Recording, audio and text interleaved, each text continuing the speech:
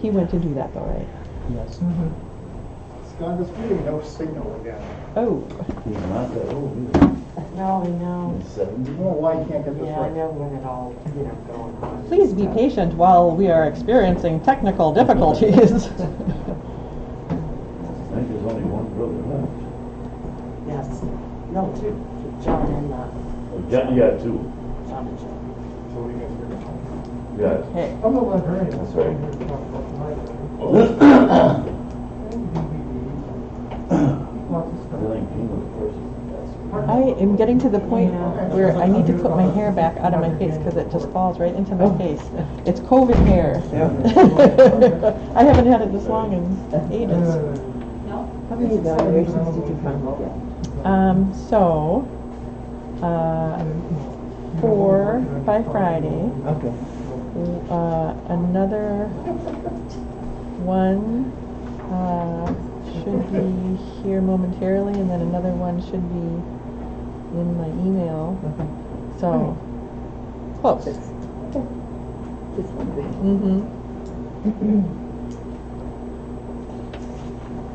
So, sorry for the delay, everybody. If anyone knows a good tune that you want to sing while we're waiting for some entertainment, that's always appreciated.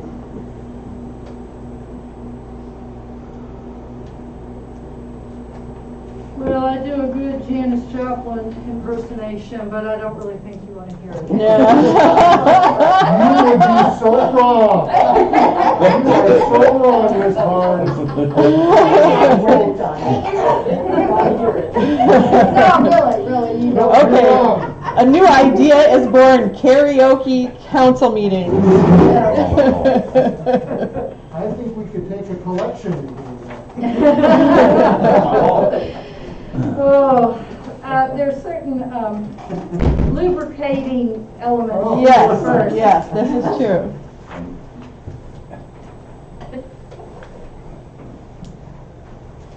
So for those who are just coming in, we're just waiting a minute while they're trying to get the cable access television working in the back. So hopefully it'll just be another minute or two, and we'll be able to get going.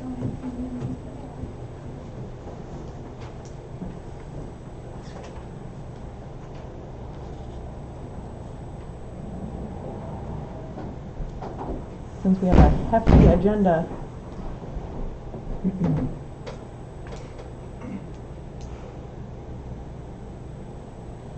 So as long as we're just waiting here, I'm going to say one thing. For those of you who are here to give public comment, Dave, you're over here. When you step up to the microphone, if you could just be sure to speak very clearly and loudly into the microphone so that the folks online can hear. That has been an issue for us with our technology that we have here. So please just make sure that you are very close to the microphone and use your outside voice.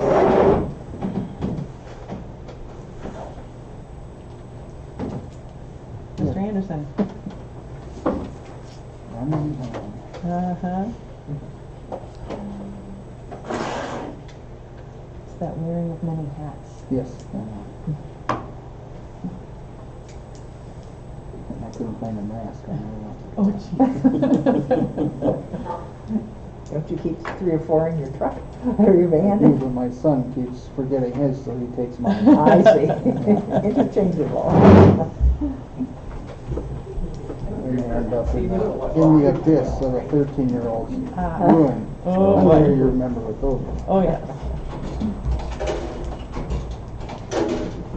Sometimes I open the door and wonder if he's in there.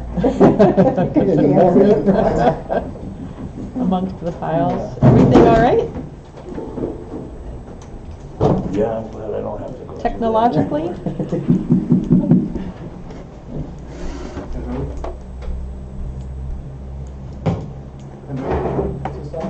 I can hear you tapping, but you have to really speak right into it. There we go, yep. Sounds good. All right, everyone. I'll call the meeting to order.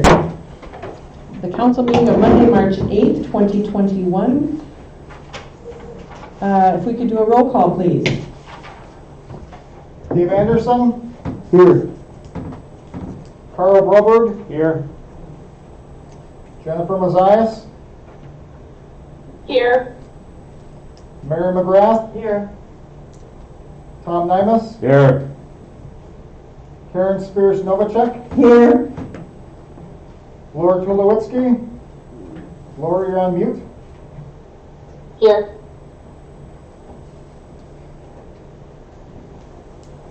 All right, next we'll have a pledge of allegiance. I pledge allegiance to the flag of the United States of America and to the republic for which it stands, one nation, under God, indivisible, with liberty and justice for all. There was a delay there on the recording. All right. First item of business, approval of minutes from the council meeting on February 8th. There were a few minor proofreading edits that I handed over to Tony. Madam Mayor, I move approval of the minutes of the city council meeting of February 8th, 2021 with the corrections. A second. Motion by Karen, second by Carl. Any other edits, discussion, questions? Seeing none, all in favor? Aye. Opposed? Motion carries.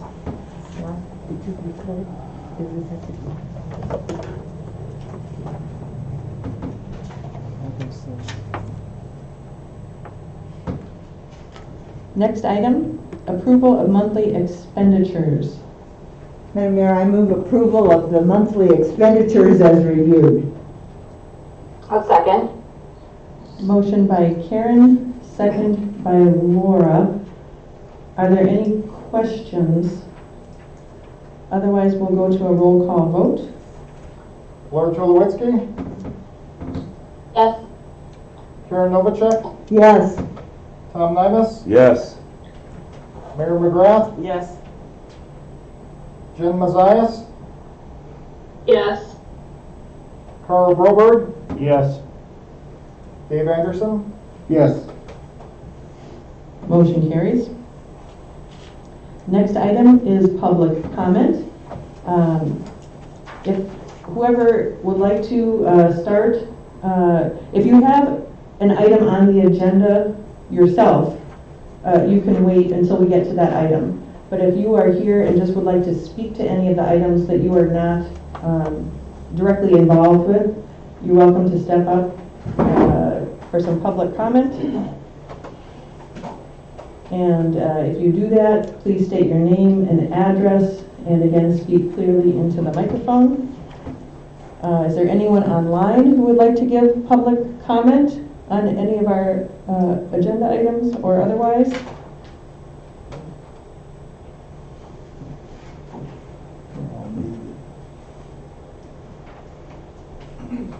Okay, Linda? I'm just asking for you to open the floor when you get to the agenda item that is number, where's my agenda?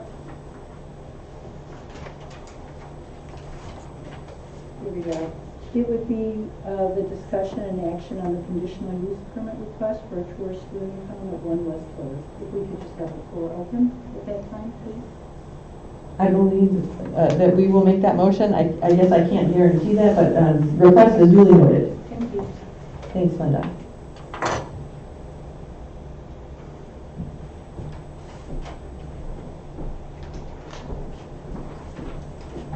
Hi, my name's Barb Newton. I'm a sales agent at Blue Water Realty, and I'm here to talk about Albert Mand and his family.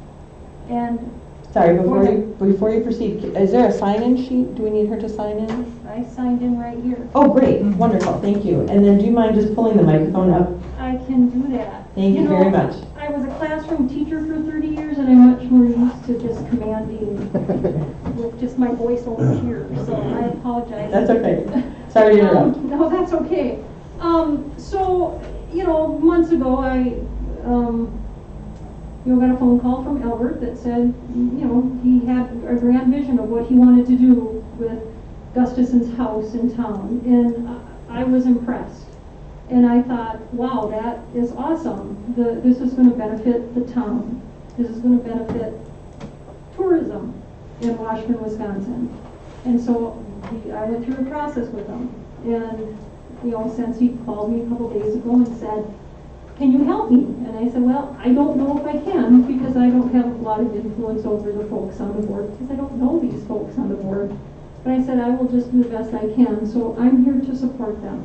I'm not here to not support the neighbors. I'm here to support Albert and his family. And I just want some food for thought for everyone to think about, that they took a house and probably doubled the value of that house. And so I would like everyone to think about that. I also have some questions for you. My questions run on the vein of, are the crime rates higher in rentals? Are they higher in short-term rentals than they are single-family residentials? Has anybody looked into that to prove that this might somehow deteriorate the neighborhood? Short-term rentals, I believe, would have to follow the same law as any other citizen in Washburn, Wisconsin. So if there's a problem, you go through the protocol of what you would normally go through as a single-family resident.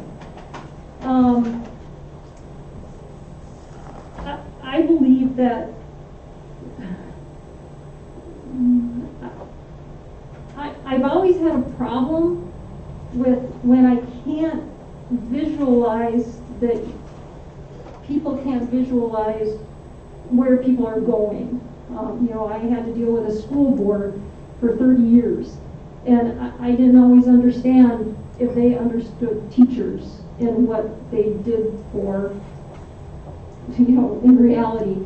And so I think about tourism and what this one home would do when you have people coming in and using Coco's and Patsy's and the small boutiques and the small shops in town. So then I thought, well, I got to kind of know what I'm talking about a little bit here. So I Googled, of course, and said, okay, what are the benefits of short-term rentals to a neighborhood? And of course I found many. And of course I found some that were not benefits. And so we could debate that all day long. I don't doubt that. But this is some things that I did find out, that it increases the rent value of single-family rentals. It has less wear and tear because it gets cleaned after each use than a single-family rental. This house has 4 bedrooms. It could house 8 people legally in the state of Wisconsin. If it was a single-family rental, there possibly could be 8 people living there. I would think that would be much more wear and tear in the neighborhood than a short-term rental.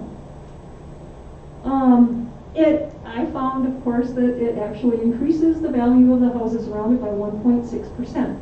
I'm sure others might say that that's not true, but I read the article. That's what I spent my afternoon doing, is reading articles.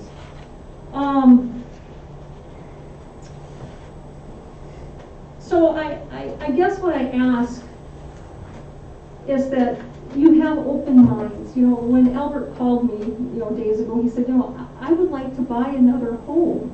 He would like to do the same thing. I can guarantee you he doubled the value of that home. He will be paying more taxes on it. And, I of course encouraged him, well, let's look for another one. And so I'd really like you to have an open mind and give them a chance to go forward with their plan for short-term rental. Thank you very much for your comments. Anyone else here for public comment? Yes, hi, my name is Brian Flag. I live at 210 Woodland, up here in Woodland Drive. Anyway, we were the ones trying to petition the city and the planning commission to amend the ordinance to be able to build a second garage, actually a first garage that's going to be detached from our property there. Obviously, we have a need for it, so that's kind of the reason we're trying to get the zoning changed so we can build it. currently I have two trucks that just simply will not fit in a little 7-foot door or 9x7 door that I have in a little attached garage now. And so I end up laying in the snow to work on the old plow truck, and it's getting to be 60-some years old. It's getting a little tougher. So, and also I need a place to just store stuff that I have that's good stuff, trucks and whatnot, that's not sitting outside. So anyway, we also would like the city to consider that at the current time, I believe there's a ordinance about having a outbuilding in front of the existing building. Some of these bigger lots up on the hill that are zoned R2, my house currently is 123 feet from the road, which would give me room to go back on it. But building a garage the size that we plan on building, which is roughly 28 by 32, the building closest to Woodland Drive would be 90 feet in the wooded area. So we'd like the city to also consider that part of it when it's time to change the ordinance so that it's allowable for some of the bigger lots to be able to do that. So other than that, I guess we'll just kind of all I have to say on that, I guess. So anyway, thank you for listening, and we'll wait for. Did you also say there'll be public comment possibly during that? When that comes up again as an agenda item? There is a possibility that someone could open the floor and include comments at that time. And since it's your item, Brian, I believe that Thank is. you. Not that I really need it in case I forgot something. I just Sure. got here kind of late, so thank you anyway. Thank you very much. Yep. Bye. Anyone else here for public comment? Seeing no one, we will move on to mayoral announcements, proclamations, and appointments. I just have a few items that I'll try to be brief with. I wanted to just make sure that everyone was aware that the Wisconsin Lake Superior Scenic Byway has received national designation, and that is really exciting. I'm just thrilled about it, and part of that is because I wrote the application myself, and it was a really rigorous process. And I was greatly relieved that we received that national designation. And what that tells us is that we have a place here that is worthy of national recognition for the cultural, natural, historical resources that we have along the byway. And that's just something that's going to help us to grow and draw attention to our area. So I just wanted to make sure that everyone was aware of that. Celebrate that a little bit. I'd also like to wish Isabel Moe a very happy birthday coming up. March 16th, she will turn 102, and I will be declaring it Isabel Moe Day in Washburn for the 16th of March. So stay tuned for the proclamation on that. Also wanted to announce that the Coronavirus Food Assistance Program distributed to 425 families in Washburn last week. And they'll be here again March 30th, so please let your friends and neighbors know that. That is a partnership of the Second Harvest Northern Lakes Food Bank, the town of Iron River, who also does a distribution. So that's in addition to the 425 families. They had one there that had 300 and some families served. Bayfield County, Core Community Resources, and the City of Washburn are all partnering to make that happen. And we're so glad that that was continued into the spring. And that we had good weather for the third.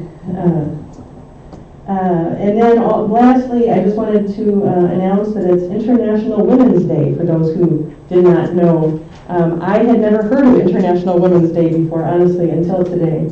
And I looked it up, and it celebrates the economic, political, and social achievements of women, past, present, and future. And I'm glad to know that that exists, and I'm glad that I'm able to acknowledge that on this day. I think it's important that we do take the extra time to acknowledge the contributions of women to our society, because for so long they were overlooked. And so thank you for acknowledging that with me today. That's all I have for announcements. I do not have any appointments today. And so with that, we can move on to the next item, which is a presentation by Vince Vincent Curta, candidate for Bayfield County Judge. Vince, if you don't mind taking the mic. Might have to hunch. And I was gonna say, you could take it out of that if you want to hold it in front of you. That might be a little easier, because otherwise, yeah, you have to scrunch down.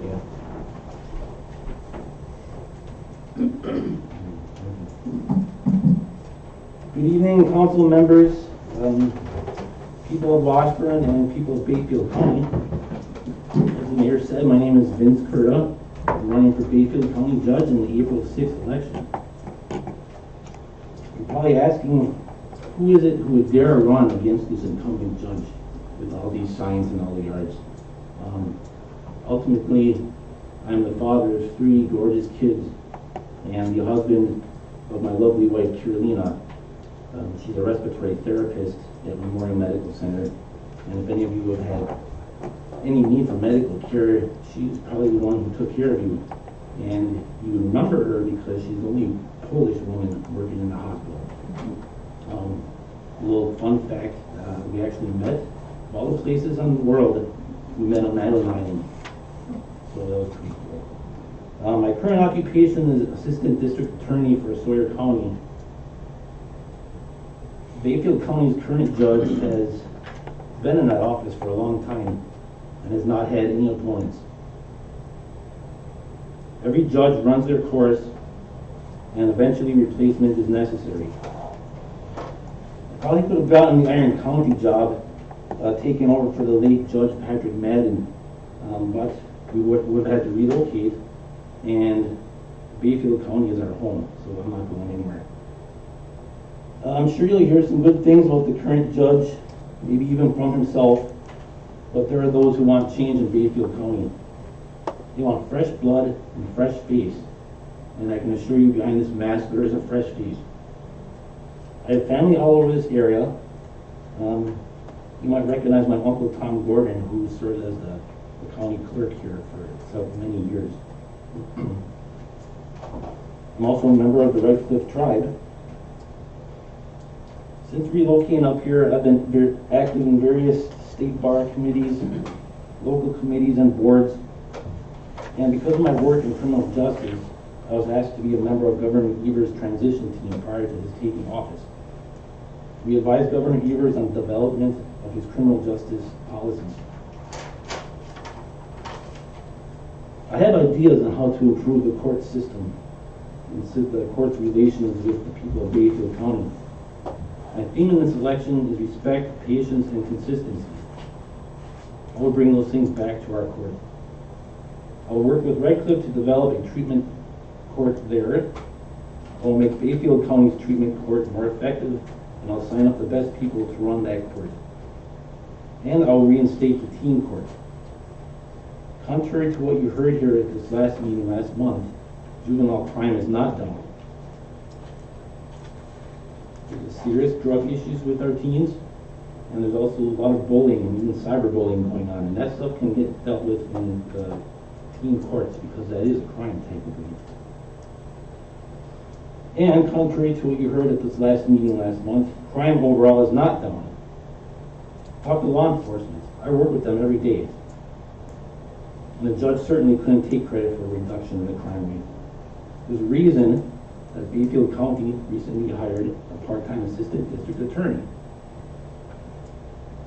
I've tried to run my campaign fairly and positively. Sometimes I walk a fine line, but I do have to get the facts and reality out there. I have a family, school-age children. We need a judge who has more at stake in this community. My goal as a parent is to make our community a better place for all of our kids. I'll also be much harder on predators of children. Recent sentences for sex offenders here have been far too lenient. To protect our kids. I handed out these cards. On the bottom here, there's a Facebook page, facebook.com/Vince Curta for Judge. I'd invite people to go there. I have more information about myself, what I think we should do in the court system, and what my theories are on the law. This Friday, the League of Women Voters is putting on a virtual forum. I I think it'll be in a debate format, which would be kind of fun. So if you go to my Facebook page, you'll get the Zoom information on how to sign in on that. I think it's gonna be cold Friday, so curl up with a nice blanket and go ahead and watch that. It starts at 6, and I think it runs till 7:30. Thanks for your time. Thank you very much for coming tonight. If anyone has any questions, feel free to field them.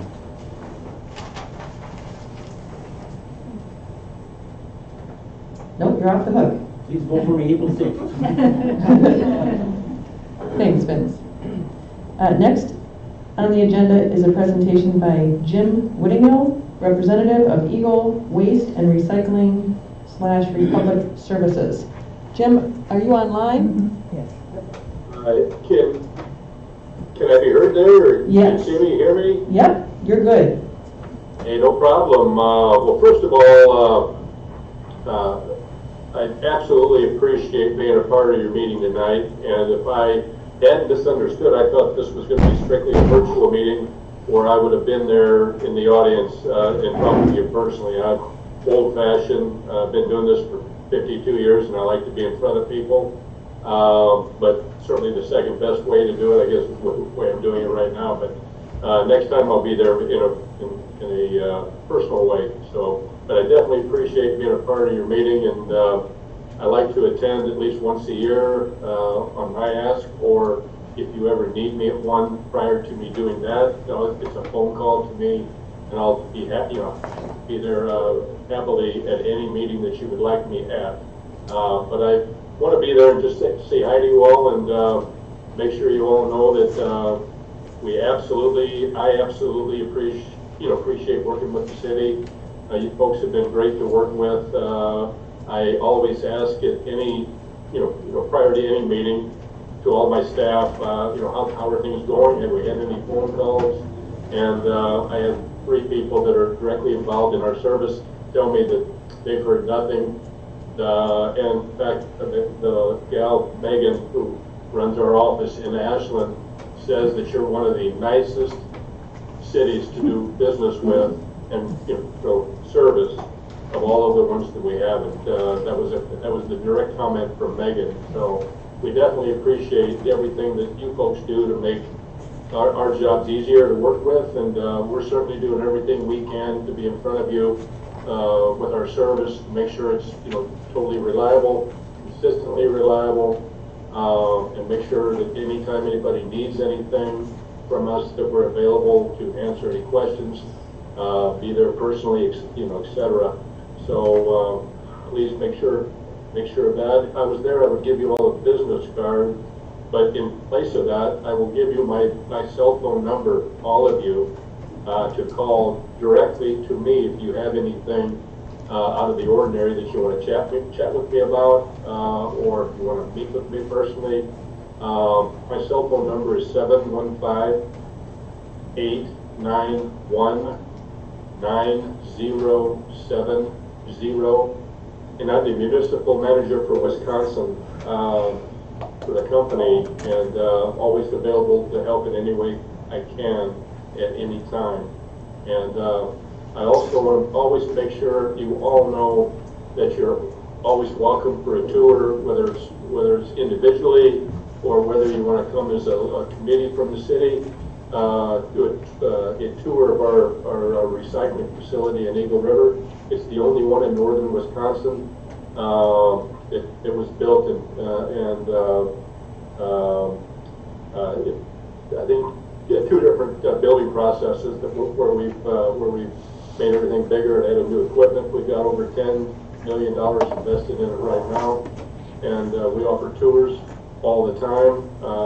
It's pretty unique, and right now we're processing around 150 plus tons a day of single stream recycling at our facility, and naturally all of your recycling goes back to our facility in Eagle River.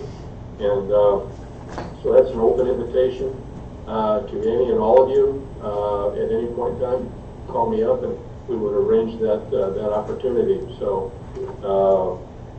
if you ever want to take me up on it, let me know. And I wanted to make sure I'm available for any questions that you may have regarding any part of our service or anything you feel we can do any better than what we're doing. I'm always available. So if you have questions, I'm open for that.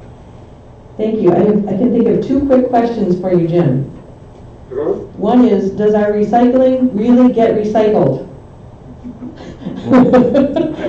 I'm asking on behalf of all residents everywhere. You're asking what?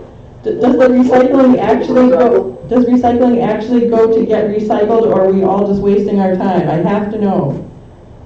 Well, number one, and the question wasn't as clear, but I think I know what you're asking. Number one, everything that you put in that yellow leaded recycling cart is coming back to Eagle River to our recycling facility, number one. The only thing that's changed since the first time that I spoke with you when we got your city contract is 3 through 7 plastics dried up. That's when I say dried up, as about 8 to 9 months ago, we have absolutely no place to take them as we speak. The last place we were taking 3 through 7 plastics was in Canada, and that dried up about, again, 8 to 9 months ago. Everything else, number ones and number twos in plastics, and I'll make it real simple. The only plastics that we can recycle are number ones and twos. Number ones are the plastic drinking bottles, Mountain Dew, Pepsi, water bottles, things of that nature. That's a number one plastic. Number two, clear, are your milk jugs, your chocolate milk jugs, etc. And then number two, colored, are the same plastics, but colored in the form of a Tide or Era laundry bottle. So those are the only two plastics that we can recycle. Everything else, plastic-wise, we have no home for. We can recycle them all day long. Right now, the 3 through 7s, we're baling as we're trying to, get those out of the stream, but we're still getting them. We're baling them, and the only place we can take the 3 through 7s is to the landfill. Okay. But everything else we recycle, the aluminum, glass, tin, paper products, cardboard, mixed paper, all of that, tin, we're definitely 100% recycling all of that at our facility, and we have homes for it. We're baling it and shipping it. So nothing's changed at all except for 3 through 7 plastics. So if there's any way where you can, put a notice out to your folks for your residential population, that would help us a lot if you could help us with that. Sure, I'm glad I asked that question. Thank you for that answer. And also, a quick follow-up question. What's the best way to show appreciation for the recycling drivers around Christmas time? Well, that's a great question. Certainly the appreciation that we all have, including our drivers, is the opportunity to service your account. There's not a company, and I say this as sincerely as I can say it, straightforwardly as I can say it, there's not a company on the planet that probably appreciates working with the city of Washburn as much as we do, definitely not any more than we do. And so the appreciation that we have for the city of Washburn is involved with our drivers, our staff at the office, me definitely, our ownership, management. So with all of that said, we're not asking for anything, but certainly if somebody wanted to slip a homemade roll to one of our drivers, it probably wouldn't be turned down. Okay, so that is acceptable. I just wanted to know. Thank you very much. I really appreciate your time and your willingness to take questions from us. Does anyone else have anything for Jim? Otherwise, we'll let you go, and thank you again for your time. Well, thank you very much, and you can call me anytime. Thanks a lot. Much appreciated. Okay, our next item is presentation and discussion on the Washburn Library Annual Report. Daryl Pendergrass presenting. Hello, everybody. I'm Daryl Pendergrass, Director of the Washburn Public Library. I come here once a year, roughly, to go over the annual report. It's I sent a copy of what we send to DPI, and it's the numbers of books we've added, and how many books we own, and how many checkouts we have, and lots of numbers. And the annual report really is what do those numbers mean? And for us, there's a formula. You take your how much you spent, divide it by how many checkouts you had, and you come up with the cost per checkout. You multiply that cost per checkout towards the reimbursable checkouts that the county is responsible for, and you come up with an amount of money that the county is going to fund us at. The short of it is, we're going to, despite being closed for close to an entire year to the public, we still did enough checkouts, we still spent enough money that we're going to be at a minimum the same budget next year as we had this year, which, considering the times, that's pretty good. All the libraries in Bayfield County were very concerned that we wouldn't generate enough money and have enough checkouts to do that, but we're happy to say that I can say Washburn's going to be fine. We'll have at a minimum the same budget as last year, and I can say that all the other libraries are going to do that too, the other 4 libraries in Bayfield County. We did 15,700 checkouts, physical checkouts, and that's just handing it out the door, putting it on a chair, people come up and pick them up. You can see that that's less than half of what we did the year before, but in my mind, that's pretty good considering nobody was in the building. And we did more sidewalk delivery than hours than I think any other library in the state. We do we do sidewalk delivery from 8 to 4:30 Monday through Friday, 10 to 2 on Saturday. Most everybody else were like Monday, Wednesday, Friday. We did it every day. And the other thing we did that we handed out ice skates for the first time. Excellent. We helped the city out, we stepped up. We worked with Tony and the city and the skate people, and we handed out skates. And people came to the library. We had the little rubber mat by the door, and they tried on skates, and we got out skates. And I volunteered at the polls to help out. The election, and whenever people would call because of COVID and they didn't want to get out, we brought stuff to their houses and left them in their mailboxes, and we left them on chairs for them.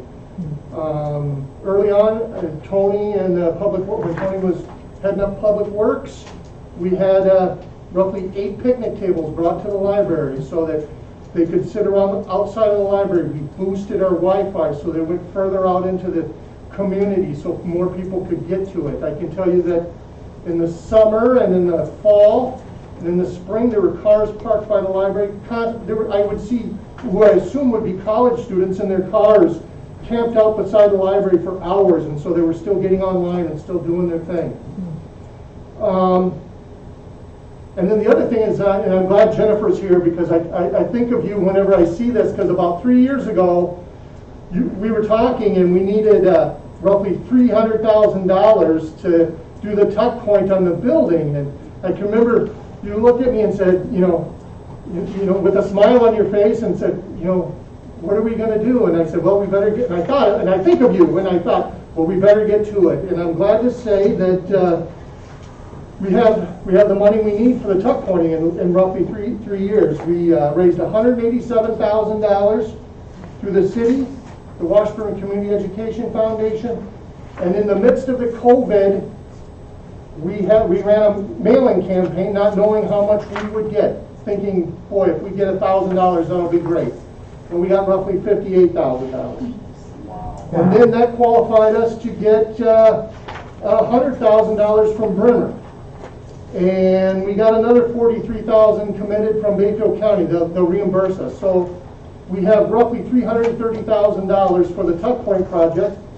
And I can tell you that whenever I was opening up envelopes when they came in, it was such a humbling experience because I recognized almost every name on the checks. And some of those people, I know that their $20 and $30 and $50 was a big deal to them. They weren't just, they had to think about this. And it was very humbling and very appreciated. And we're going to let the bids April 1st. Hopefully, the work will be done this year. And the building will be squared away. And then we're on to the next project, which will be the elevator. I have to go.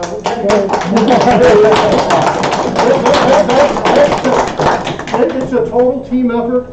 City Hall worked with me. Scott's been working hard on getting the bid process together, which I never would have got done. It's a total team effort. It's the community. I'm very happy. I'm very proud to be a part of this community and patience. People have been very patient with the closing. I am happy. The library board voted last Tuesday to not open until we're all vaccinated. There's 4 of us. We have 2 that are completely vaccinated, 1 who will get the second shot on April 1st, and I get my first shot next week. So mid-April, we'll open the doors, and from there we probably won't have to close. That was one of the concerns about if we open before we were all vaccinated and one of us got sick, even if it was just a little bit, we would have to close for 2 weeks minimum, then there would be nothing. And we didn't want that to happen. So in this room, these people at the table, you've been super patient. Nobody's called me to get on me about opening. I appreciate it very much, and there's light at the end of the tunnel, and thank you. If you have any questions of me now, you can ask me. And I always say this, I don't hear everything. Even though as I stand here, I don't know of any problems or troubles or concerns, and if you don't want to bring them up now, you can call me, you can email me. I don't take it personal. I can't fix things that I don't know need to be fixed. And I appreciate you making time for me this evening. Thank you very much for your time, Daryl, and for all of your work and all of your staff. You guys are amazing. The community loves you. We are proud of our library and our library staff, and I'm just so impressed with how you reacted to this challenge, and not only with the traditional things that you normally do, but then taking on new tasks like the ice skating rental. The fact that you collaborated with City Hall and came up with that solution, just hats off to you. Well, thank you. Anyone else have anything for Daryl? Other than applause and appreciation? I don't.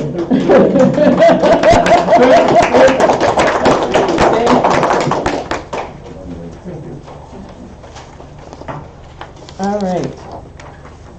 Daryl's a tough act to follow with that.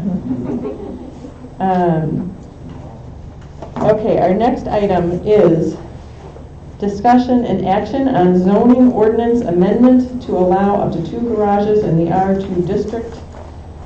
I don't know that we need to open the floor since we did hear from Mr. Flagg.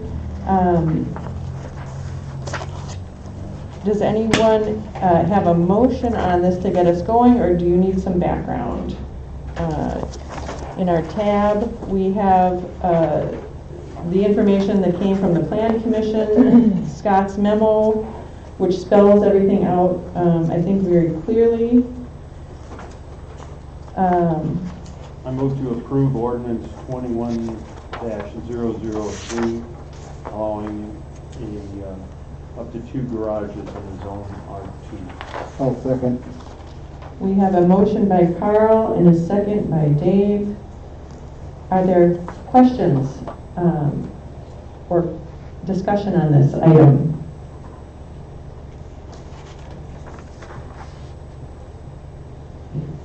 My understanding is that there are other ordinances that will regulate the size and location. The location being in the front of the house is still an ongoing issue that we didn't take care of. That part is not part of this decision. Right. But I yes, that understand is. there's another set of regulations that cover where they go and the size.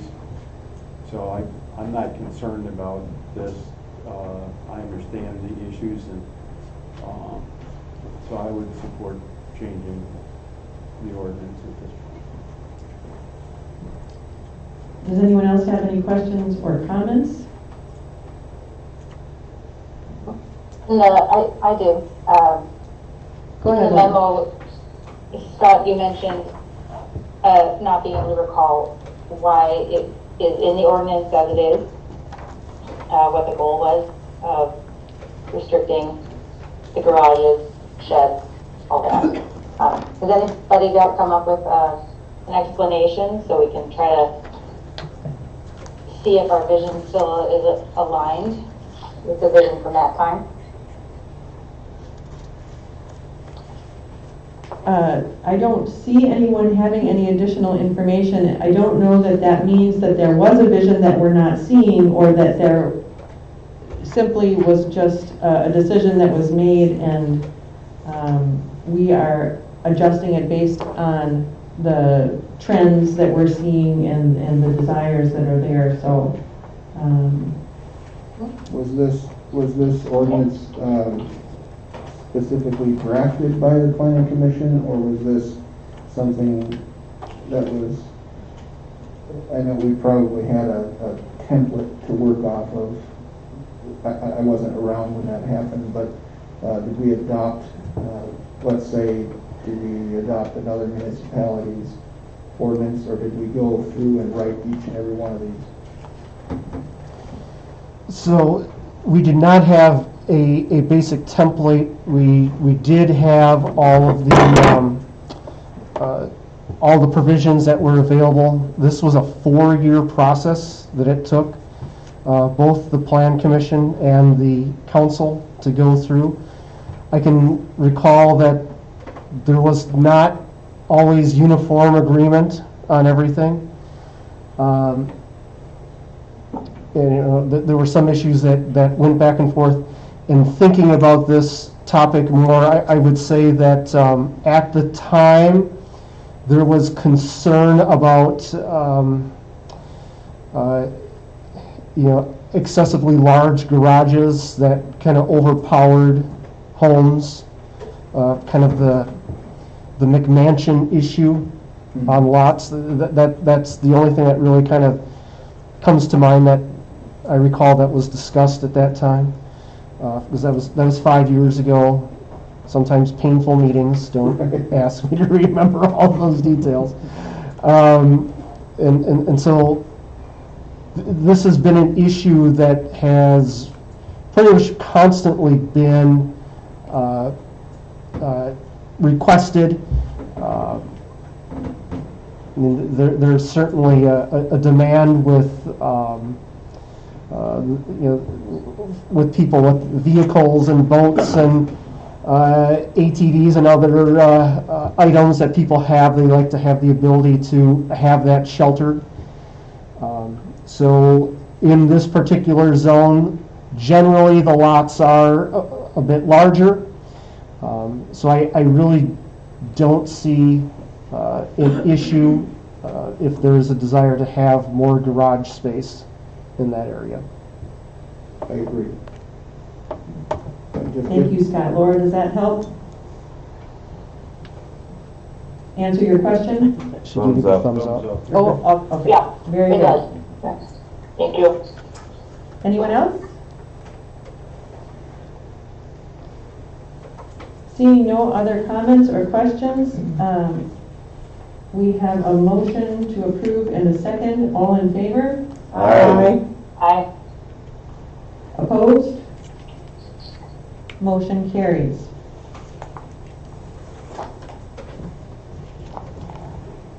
Next item is discussion and action on conditional use permit request for a tourist rooming house at 1 West 3rd Street, Land Properties LLC petitioner.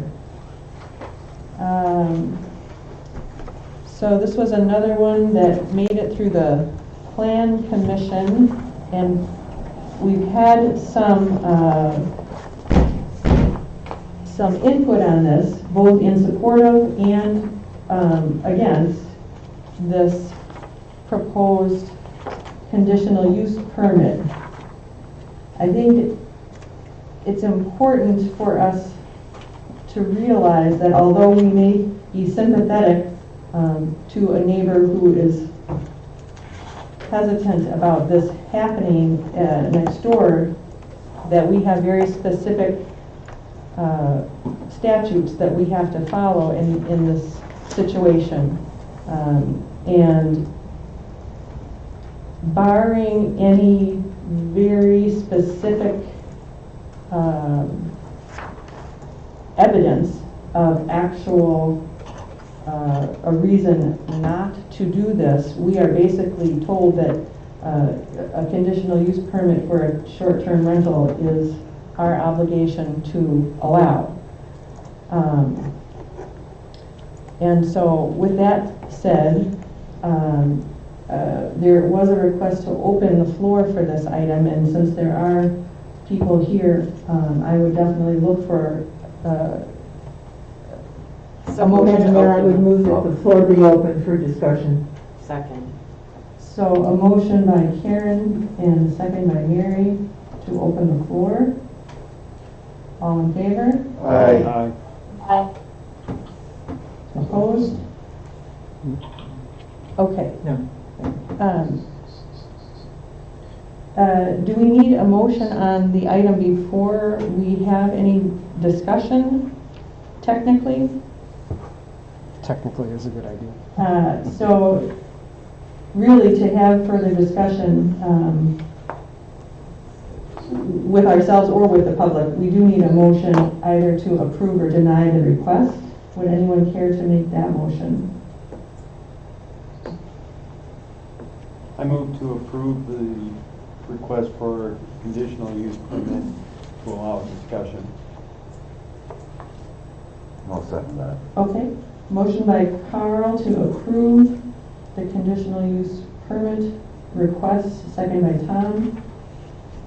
Now we can have some discussion, and so I would ask if anyone has any comments or questions that they would like to make, either on the council or from the public. Tom? The only thing with these B&Bs, yes, they do raise property taxes, and then rental right now is just nuts. There's people who can't afford to live in homes because the price of a single family home rent is crazy. There's one over here on Pine Street. When my kid was in there before he bought his place in Bayfield, he was paying $1,200 a month. That house isn't worth $8,000.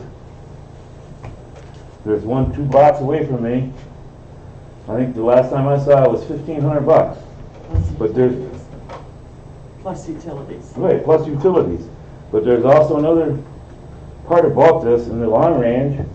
It affects the amount of students at this school up here, which the school system gets paid by the state. And I know this for a fact because I had kids go to that school. For the amount of people in that school, this amount of money they get. The less the population, the less money they get, which is going to increase taxes. And it's going to hurt the city in the long run. We're going to have to come up with either regulations or a cap on the amount that the B&Bs that we can have. And with that, I'm done. Thank you for your comments, and that's something that certainly will be looked at in the future, and I believe is on the agenda for the Plan Commission to start some discussion on an ordinance that would be across the board policy on that, so thank you for your comments. Go ahead, if you could step up. I'm Al. I took the owner of the Parker Personal Man Properties. We bought this house from a cousin. Didn't just come up to Washburn, so. Can you just make sure you speak Yep. right in here? Thank We you. purchased this house from a cousin, so it's not like we don't know the area. We know Jan and Jody and Cheryl and these guys. We didn't come up here to disturb the community. I understand about, I come from a small community, Gays Mills. Same situation. I graduated with class of 82, and my nephew went there and he was class of 19. So all small communities are seeing this happening, and it doesn't has anything to do with the BRBOs. It's just the times, people aren't having 4, 5, 6 kids. They're only having 1 or 2 kids in the area. What we're trying to do is bring people to this area to spend money to, and then what Mary was talking about, because this place is a very popular area to come visit. And I think you want that, you know, in this area, for people to come enjoy. They're gonna bring families to enjoy, we bring our families up here. I've been up here a couple times, kayaking and hiking in this area, because it's beautiful.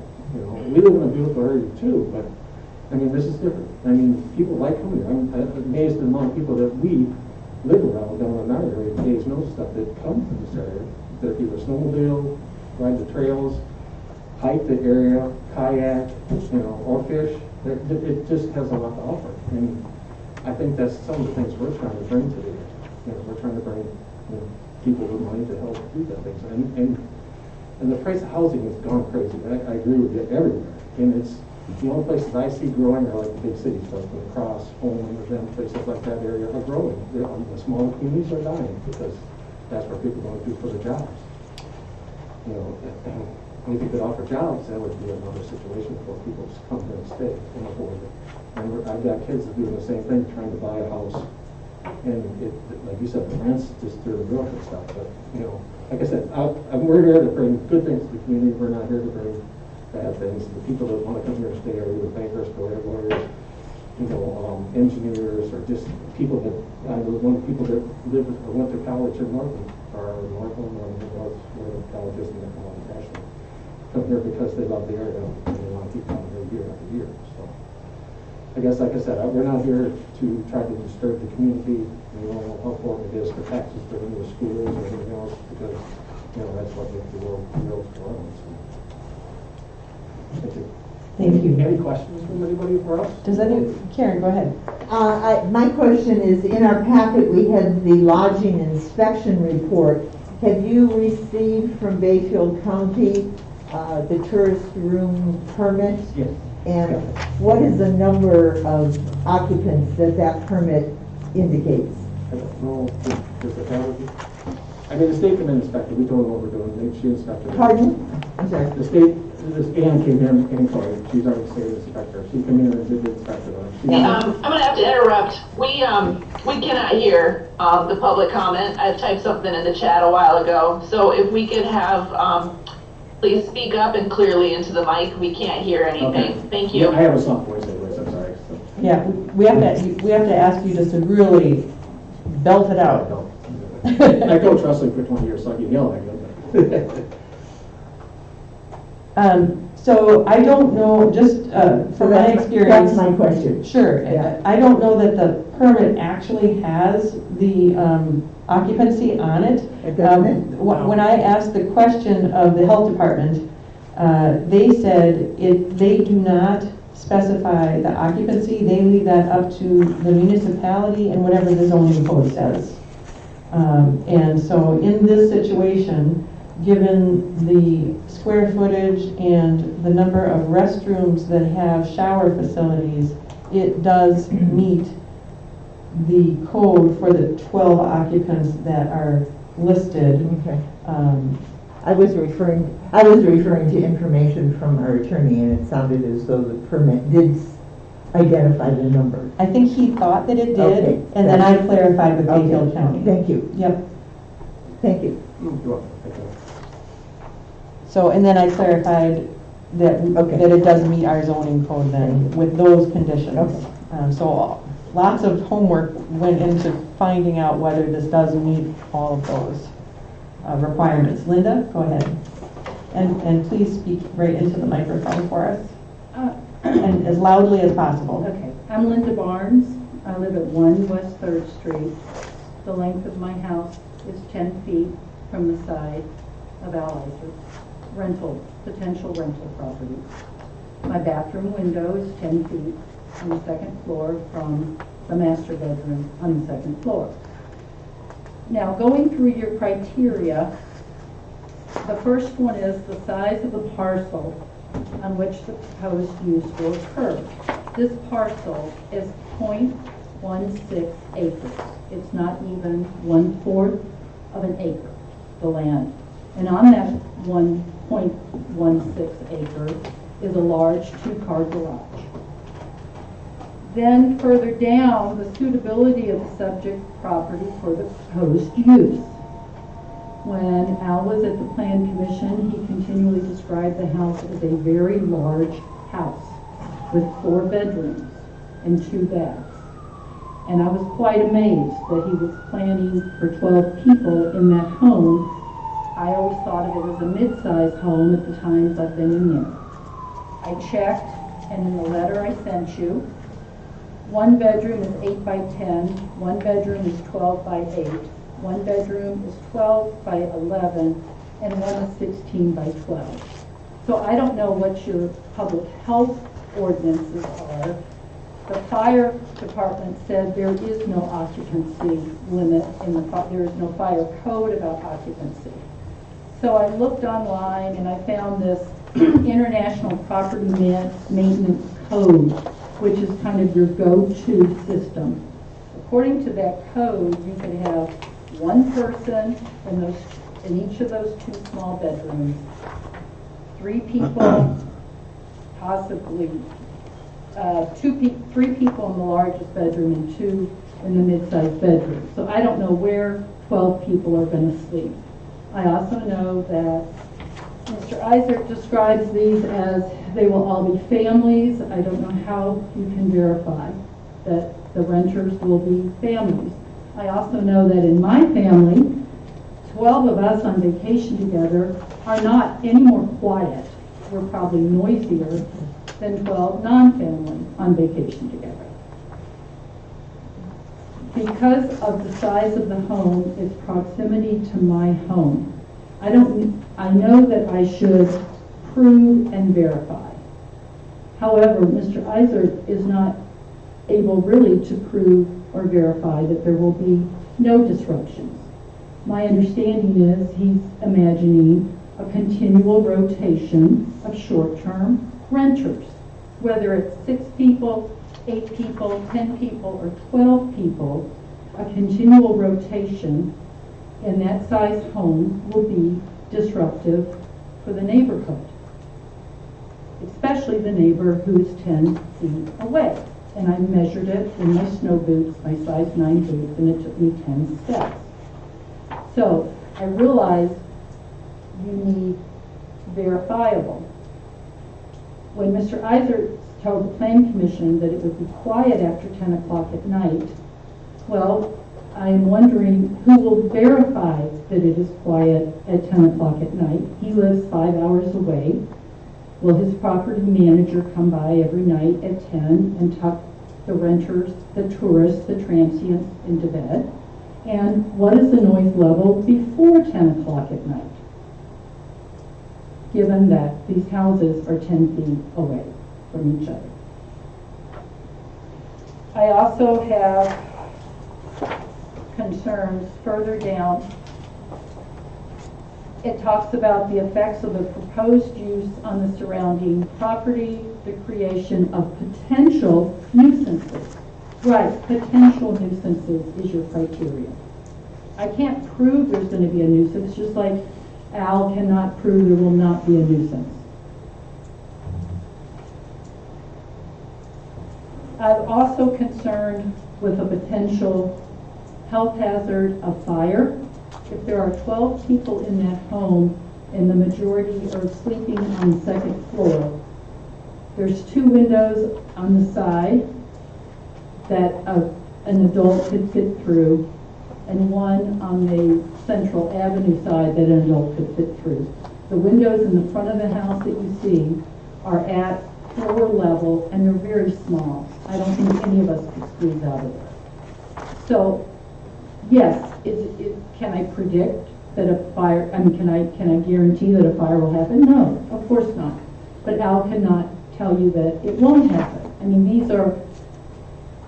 it's all speculation, except that I can tell you for a fact that there are 2 very small bedrooms, 1 not so small, and 1 that maybe you could squeeze 3 people into.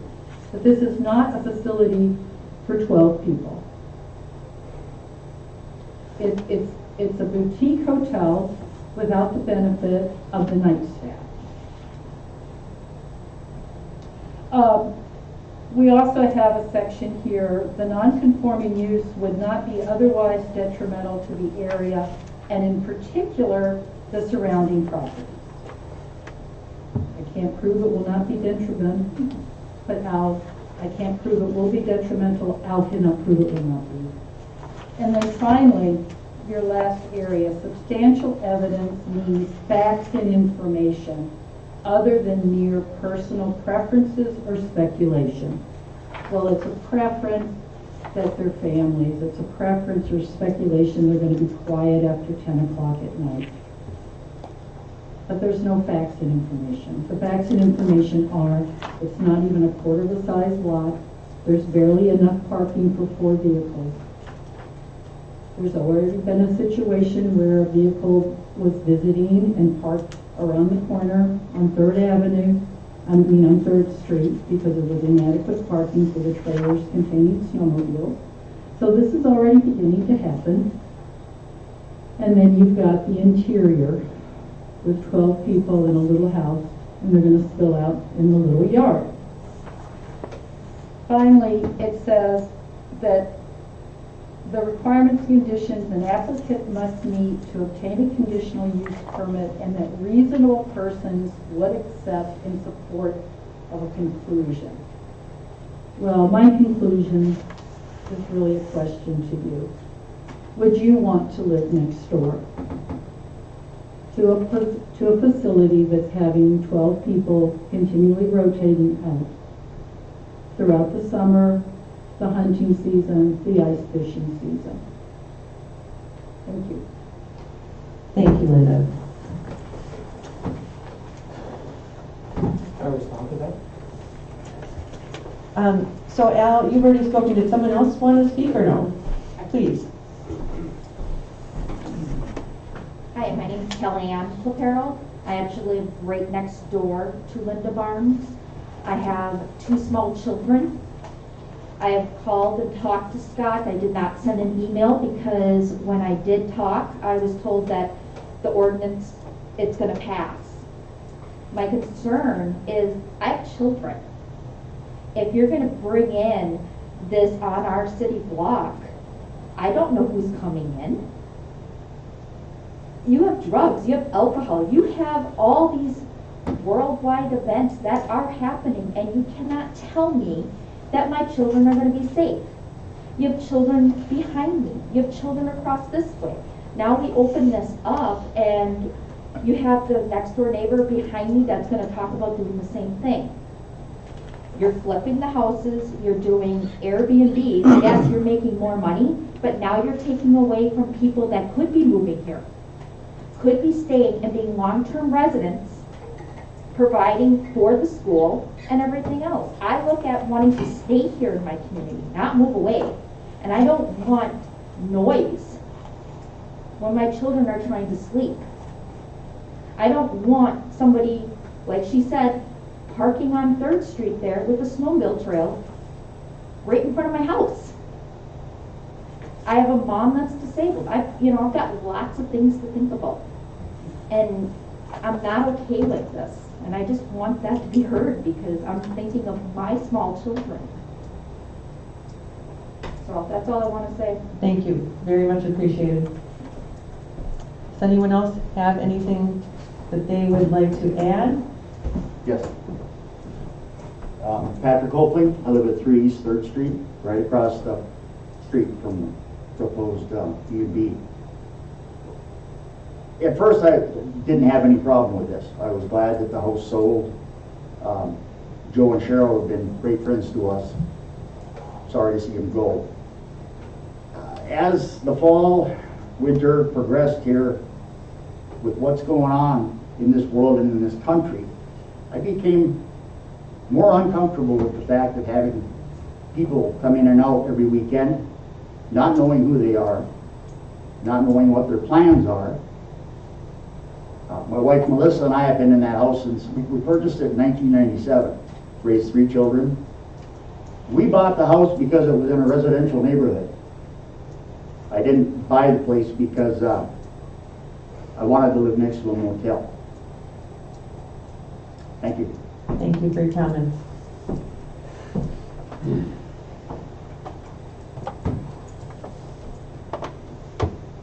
Does anyone else have any questions or comments, or otherwise we could make a motion to close the floor? Mr. Eitzer would like to add, Yeah, just briefly, please. With Linda being so close, and then with her bathroom. If you could just speak Yeah, up, please. With Linda being so close and the bathroom situation, I have curtains on my house. She does not have curtains on her house. So that is kind of a creepy thing for me. And you know, I mean, that would be a suggestion for Linda to put curtains so that it's not open to the public, you know. Wow.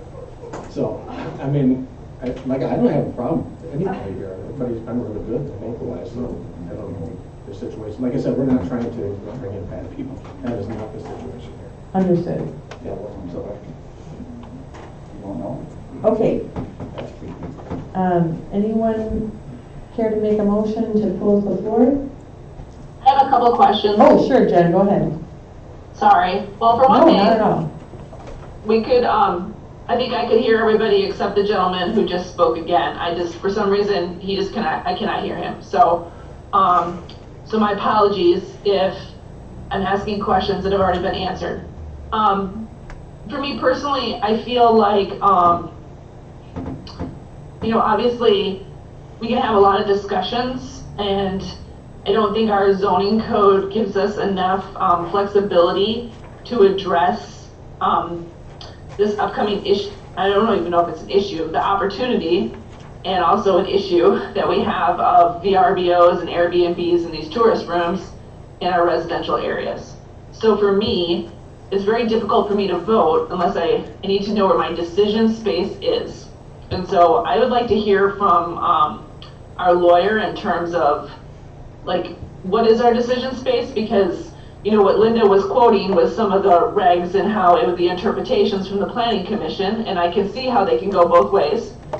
So I guess I'd like to hear what our decision space is in terms of our zoning code. And I know that there's options later for us to pull out and work on a specific ordinance. I've also saw some emails in terms of, like, can you do a moratorium in the meantime to figure out a better zoning code so we can put some provisions? What kind of provisions can we do? So I guess before I can make a motion or hear a motion or do any kind of voting, I need to know what the decision space that the council has for approving or not approving this conditional use permit.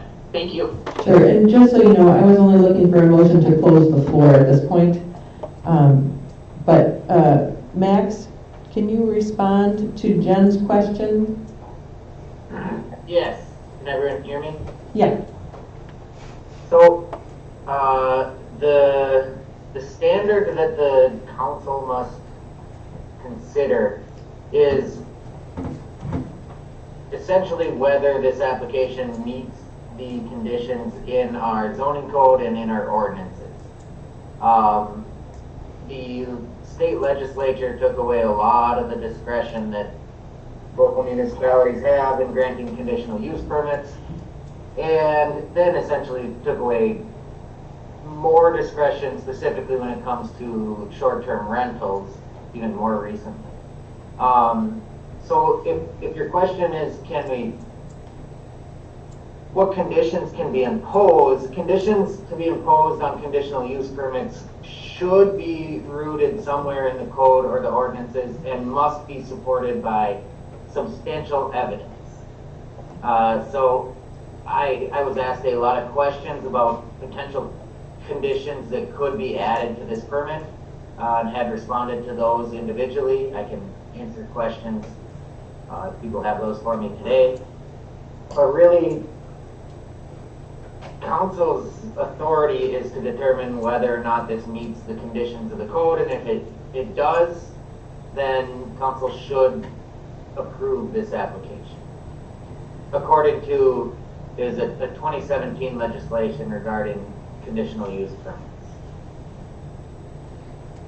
So with that said, I would like to just remind everyone that a conditional use permit is something that can be taken away if there are violations that cause evidence to come to light that there are issues. So by by granting a conditional use permit, it isn't necessarily a permanent situation. And given the restrictions that we have to act within, I don't know, after asking Max multiple questions about this issue, I cannot figure out any condition that would be able to be applied to this situation that would address some of the concerns that are there because of the way that the language is written. Does anyone else have any ideas for how to address any of these concerns other than if this is granted and goes forward and there do become issues, it would be dealt with at that time? Go ahead, Dave. Can the council put restrictions on this conditional use permit, or is that something the planning commission? The council could put conditions on the conditional use permit if they are backed by ordinance or code. Okay. Karen? And I have a question for the plan commission. Was that discussed at all at the plan commission? So, in terms of additional? Yeah, there was a lot of discussion on what we could do and what we couldn't do. I was in favor of the only condition I really could think of that may restrict the amount of people that would be there at one time was to restrict the amount of vehicles allowed to 4, because there's 4 parking spaces. It would eliminate the possibility of, let's say, 6 couples renting the house, coming from different areas. It's not going to solve, all of the issues, but it was, and I'm still not sure if that's even a possibility. Max, do you have any opinions on that? And I could hear most of that. The question about the parking spaces, our zoning code specifically identifies how many parking spaces are required for tourist rooming houses, which is 1 per guest room. So I would be very hesitant to, since our code covers this issue, I'd be very hesitant to recommend imposing any condition other than what's specifically stated in the zoning code. So could we... Was there a different question there? Yeah, could we restrict the amount of vehicles and not have any off-street parking? They must park in the 4 designated off-street parking places. Which would limit... And that, the off-street parking requirement and the other parking restrictions are, I think, are addressed elsewhere in our code and in our ordinances. And this is another one, again, as long as they are compliant with what is in the ordinances and in the zoning code, I can't see at this time imposing additional restrictions on that. Now, if their residents or the guests are parking illegally, let's say they're renting in the winter and not following the winter parking requirements, that could be some code violations that then factor into whether this conditional use permit can continue. But at this time, apart from the parking requirements, the vehicle requirements that are already in the code, I don't see what other restrictions could be added. Well, could we specifically restrict 4 vehicles to that rental property? So no more... Could you repeat that? I'm sorry. Yeah, can we restrict to 4 total vehicles per night? And they must be parked in the designated parking spaces allotted to that property. What? I don't see any... Max, we're losing you. What's that? We weren't able to hear you. Go ahead. Okay. We're losing you again. Oh, sorry. Is that working? Now it is. Okay. I don't see why you couldn't do that. The standard that the council has to consider is whether these conditions are supported by substantial evidence. So there has to be some evidence supporting the condition that's imposed, whether that's testimony from neighbors or other people who have witnessed these types of rentals that see this influx of illegal parking or something like that. Max, another question for you. If this permit is granted and there is an issue that comes up later, is the only course of action that the council has would be to revoke the permit, or could additional conditions be placed on the permit as evidence becomes evident? I would say that the permit would be revoked, and in that type of situation, the council could offer essentially a new permit with these conditions on it. Okay. The applicant could keep that permit with the new conditions. Okay, thank you. Is this Mary? an annual? Oh, go ahead, sorry. No, go on, finish it. Is this an annual, can we make this an annual permit? You have to change the code. So right now, we have to vote on things as they are. And ours doesn't say that it's an annual. And so this is just a one-time. So far, the 10 or 11 that already exist were just a one-time permit that was issued. Whether or not the county's permit is an annual, I'm not sure. That is an annual renewal, okay. And so anything that is outside of what is currently on the books is going to have to be saved for a future discussion. So a condition couldn't be an expiration date? No, it has I to would be. say no. Mary? So Max, I'm curious as to how many, what number of rooms constitutes a rooming house, and up against, say, a hotel motel. There's got to be a line of some kind there. Hotel motel, therefore, too, would be, I mean, you'd have to come up with X amount of bathrooms. Talking as probably the first tourist rooming house in the city, I opened business in 2001. And I have found through these many years that as much as you have a beautiful picture in your mind, that number one, 10 o'clock is too late a noise, so I don't know where 10 o'clock came from. And I don't know how far away the manager is because this place is on property for me. But I have historically gone out and told my people to either don't talk, you know, shut down the fire or get in the house. Because I will not annoy my neighbors, and I've got a huge lot. Corner lot, 100 by 190, 200. Woods next to me, woods behind me, field next to me. So I think could we, noise-wise, do something? And again, where's the difference between hotel, motel, tourist rooming? So, yeah, I agree that the timing,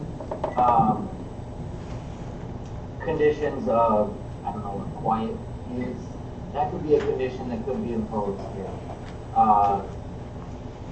I'm looking up right now to answer your other question. Yes. So if I could help you out with that, Max, I think you want to look at the minimum housing code, 1543. Okay. If you have that with you, Scott? Yes, and so in there are the standards for the amount of space required for any sort of lodging room and facility, and that basically states that you need 70 square feet For the first individual, 50 square feet for every individual thereafter. This includes all of the sleeping rooms and common other living areas except kitchen and restroom facilities. So with that information and the layout that Mr. Eitzert had provided, he more than exceeds the 12 people. He has more than enough space for 12 people. Correct. Yes, and Mary, I found your answer, or the answer to your other question. Yeah. Our zoning code defines a tourist rooming house as up to 8 guest rooms.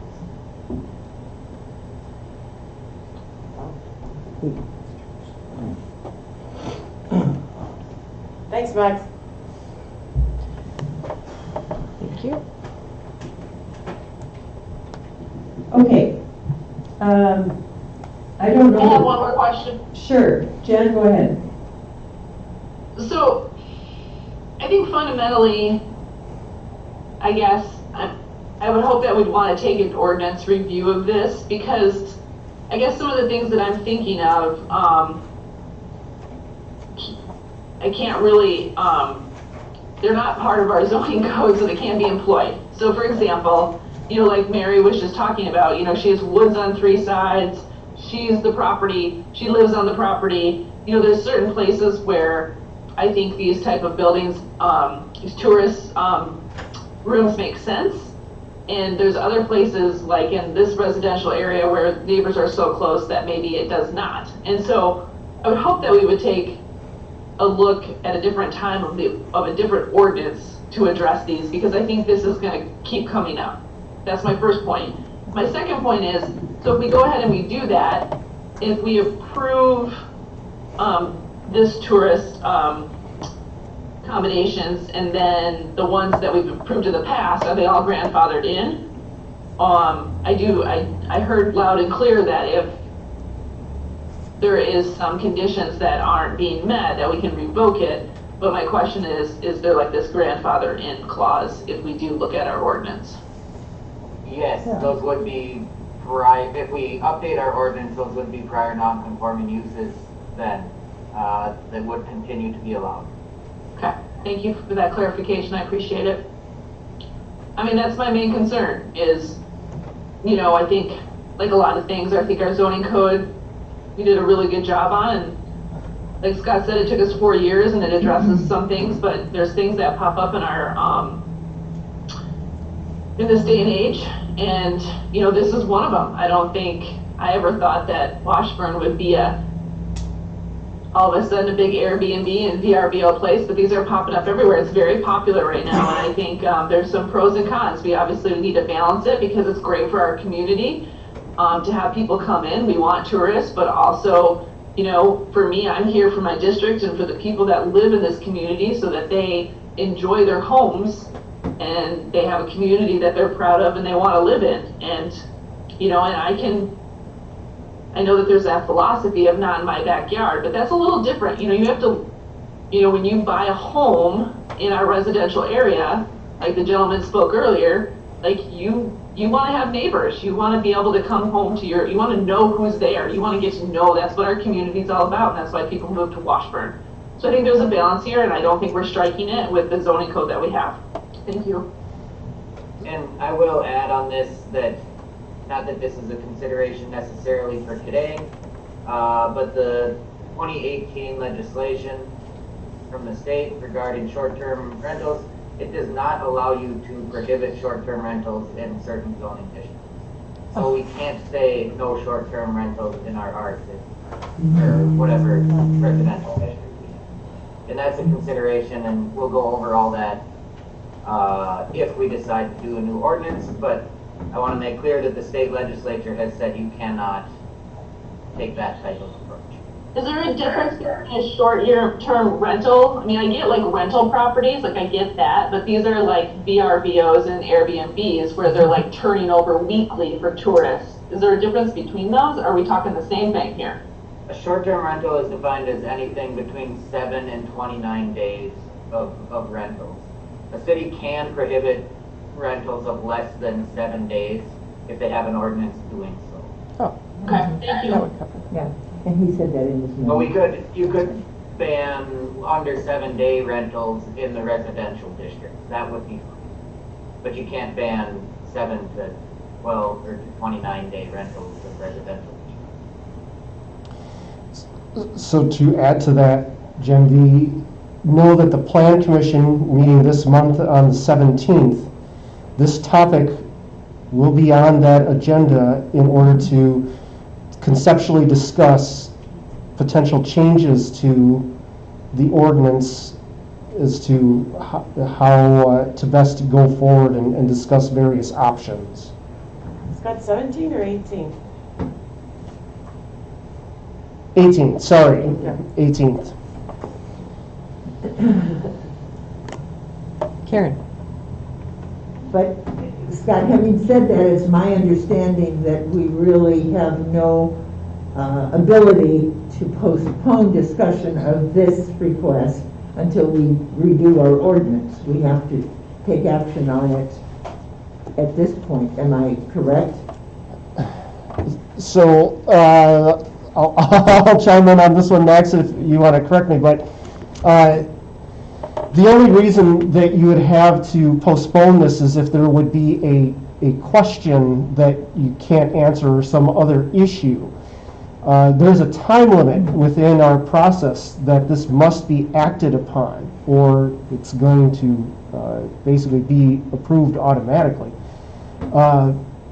Even if the Plan Commission would recommend an ordinance at that meeting, there's no way you're going to meet that time frame, because this is going to take probably at least 3 months for any new ordinance to be enforceable. Mm-hmm. Thank you. Thank you. And I will add to that also, even if a new ordinance were approved tomorrow, this application has to be considered under the ordinance that was in effect when it was submitted. But we can put time restrictions tonight, right? Yes, in terms of the quiet time, I believe, Max, you said that Yes, would be I think an that acceptable condition. there's substantial evidence from the testimony and the other comments made that that type of restriction would be appropriate. I'm still going to now look for a motion to close the floor to the public. Madam Mayor, I move that we close the floor. I'll second that. Oh, we have one more, sorry.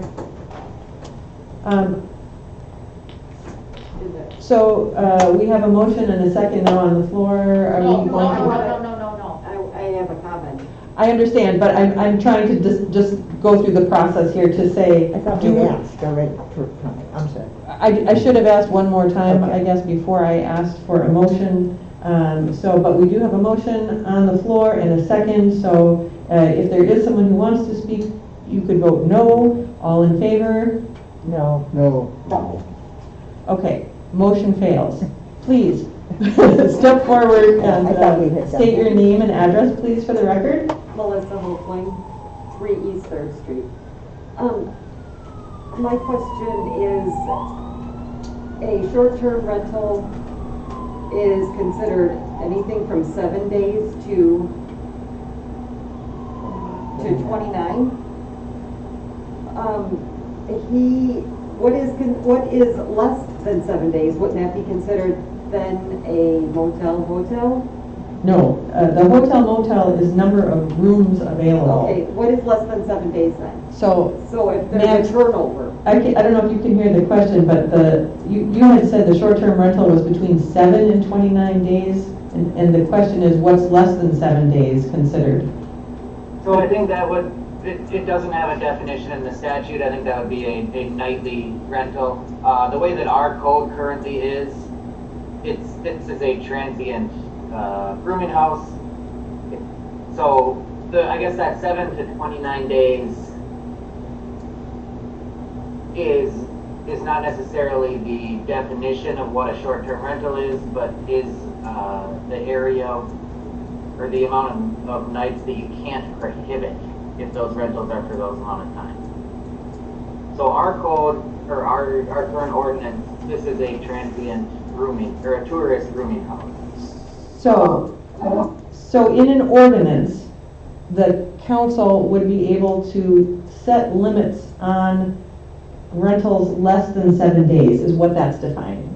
So, Yes, so you can ban rentals of less than 7 days. So in a new ordinance, we will be able to do that. But in this current situation, we do not have the ability to do that because it's not in an ordinance at this time. Correct.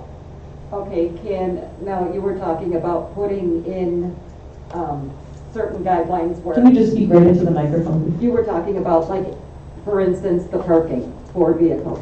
Is there any way that you can also add that anything less than 7 days, that there can't be a continuous? I mean, that's one of the things that, are there restrictions that you can put in?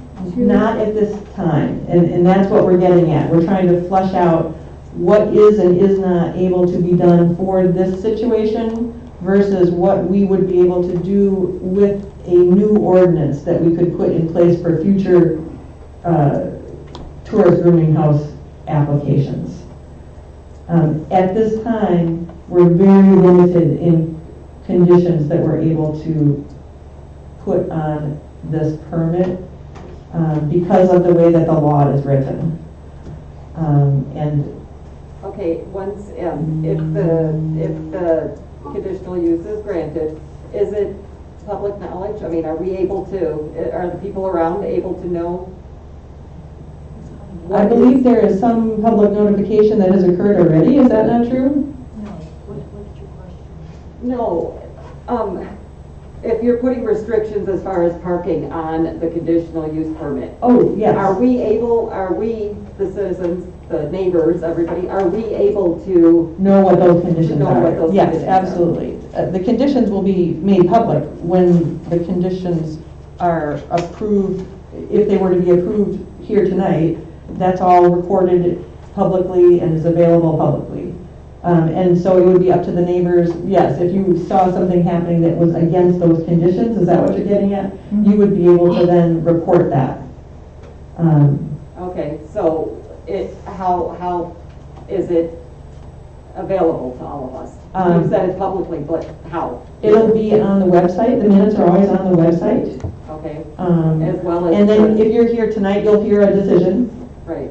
And anyone who's online or watching, so if you're not here tonight, you'd have to check back with City Hall, either in person by calling, coming in, email, or watching the website for when the minutes are posted. Okay, thank you. Yes, absolutely. Okay. If I could ask a question, is there any way to reduce the number of occupants? And that code, Scott, was 50 square feet per person in a bedroom if there's more than one person. 70 for the first, 50 for the each second. additional. So, yes, 2 of those bedrooms could not have 2 people. 1 bedroom could have 2, and 1 could have at the most 3. So that's, 7 people max. Is there any way on the conditional use to reduce the number of occupants? That would help somewhat.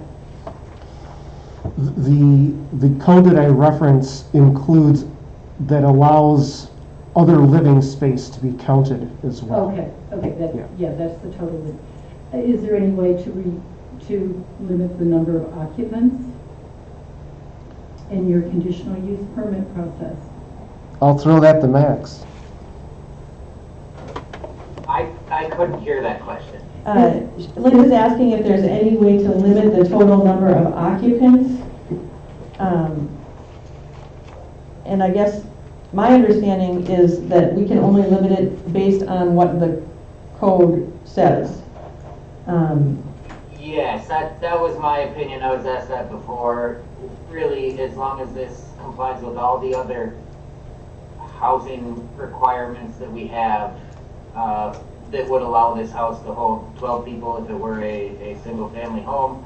There's really no additional evidence here that we have or code provisions to impose more strict residency requirements on a tourist rooming house at this time. Thank you. Okay, you're welcome. Okay, is there anyone else who would like to make a comment before we close the floor? Okay. Madam Mayor, I move that we close the floor. I'll second that. Motion by Karen, second by Tom to close the floor for public involvement. All in favor? Aye. Aye. Opposed?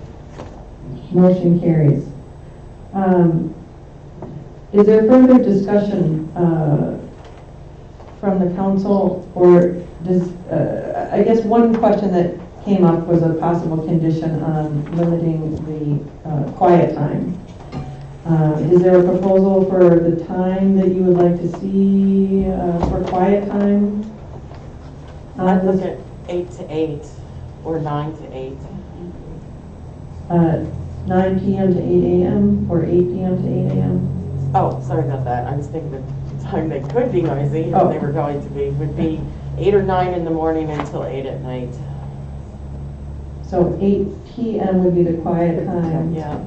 Until. Can I ask if, what the expectations for the neighborhood for homeowners are?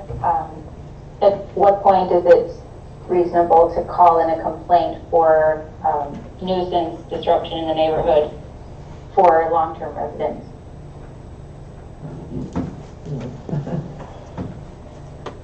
Is there a noise ordinance?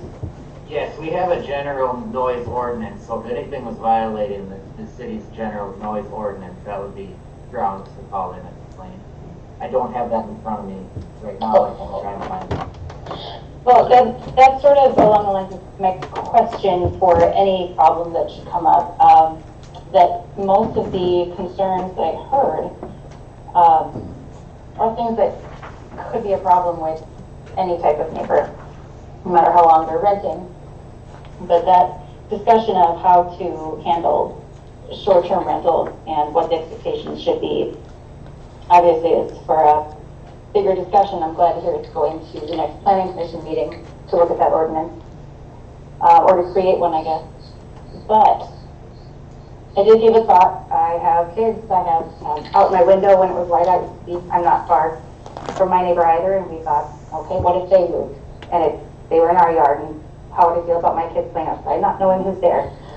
And the other way around, we said, oh, we wouldn't want to do that to our neighbors. But at the same time, it's not our property. It is out of our control. And as far as the ordinance goes now, as I understand it, we have no grounds to deny it. We have our planning commission for a reason. They reviewed it. It seems to fit and is approved based on what we have.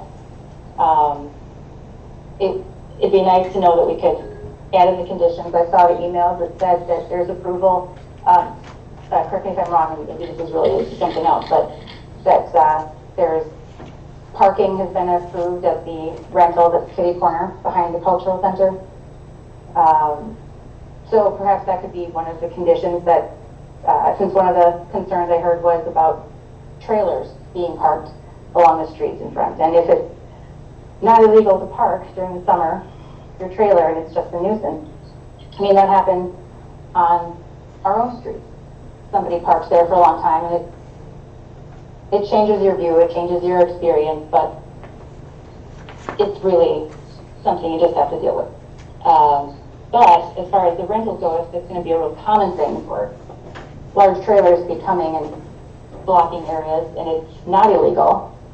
It might just be a condition that we ask to ask renters that are wanting to come up to ask about off-site parking and to avoid using the street, and this is the location that's acceptable. Other than that, I can't think of any other. Are there any other conditions we could employ that cover concerns? I like the idea of the time limit on noise, because would that not give the neighbors grounds to call law enforcement? Seems like would be the normal course of action? I think that's one thing that Scott was gonna address real quick. Okay, so if we're gonna, was that a motion? No. Okay, but if you were gonna have a time limit on the noise, I believe that we have to have some standards to that would be measurable in order to enforce that. Because if it's just quiet hours, I don't know what quiet hours means. So in the code currently, in the residential district, outside 7 a.m. to 10 p.m., it is based on decibel ratings, and the police do have a device to be able to measure that, and it's measured at the property line. So the nighttime rating is 60 decibels at the property line. So if that is the standard that would be put into the condition from 8 to 8, I think that it needs to be specific on that. Max, are we able to make the time restrictions more restrictive than the normal noise restrictions? That's another one where there has to be substantial evidence to have that. I don't know that we have that condition met here to impose more restrictions. Scott referenced what our current noise restrictions are in a residential area. Really, we have that noise restriction in place for a reason, and as far, I guess, as I've heard so far, I don't see any reason to be more restrictive than that. Another question about snowmobile trailers, since there seems to have been an issue with that already. Is that such a thing where we could require that trailers with recreational vehicles park in the apartment building lot that Mr. Eitzert has gotten permission to use, or something like that, instead of parking on the street? If there's not room at the house itself?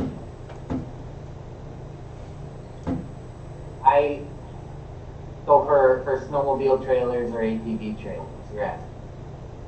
Yes, or boats, I guess. Boats.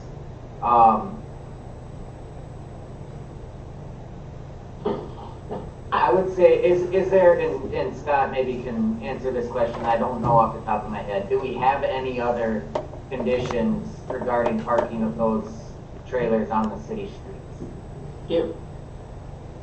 We have something. I know there's something. You can't park a trailer on the street for so many days in a row or something. Like, well, there's a provision for recreational vehicles, for RVs, not for ATVs and snowmobile trailers. So an RV can't be used on the street for more than 14 days in a calendar year or more than 5 consecutive days. But I don't know. okay. I thought it was the same for trailers in general. I didn't think you could do the same thing with trailers. But, okay. I know that there's a boat trailer that parks on the street right by me that leaves his sailboat right in the street all summer long. Yes. My neighbor's Like it or friend not. had to move his boat into the neighbor's new driveway because it was on the street and there was a complaint. And it's a big boat, commercial charter boat. Where are we? So I guess I'm just waiting for an answer specifically to that question. Okay. And it looks like maybe we're not allowed to impose a restriction that is more restrictive than the residential neighborhood that the residence is in.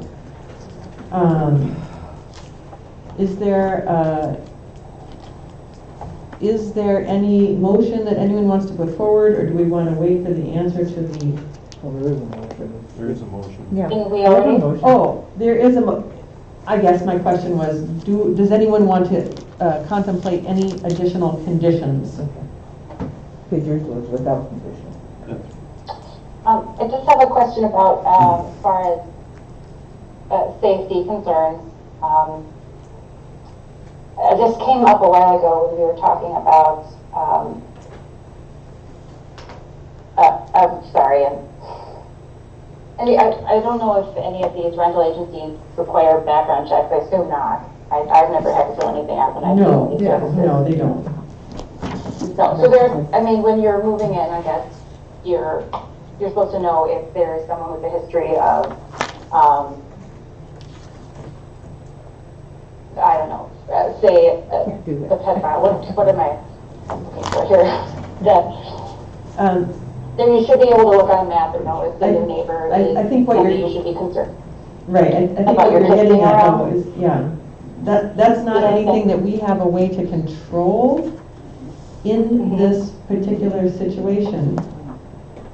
Right, so I'm Hold on. wondering if that's something to be discussed in, it doesn't even seem to be something you could put in a condition, it doesn't mean that could be talked about just in the ordinance as it is worked on in the future. If that is.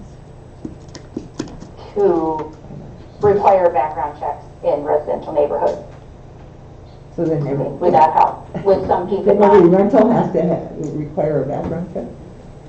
I mean, we're going down a rabbit hole, Right, I mean, potentially. I'm trying to think of some way that gives some of the families that have concerns about their children and the revolving door.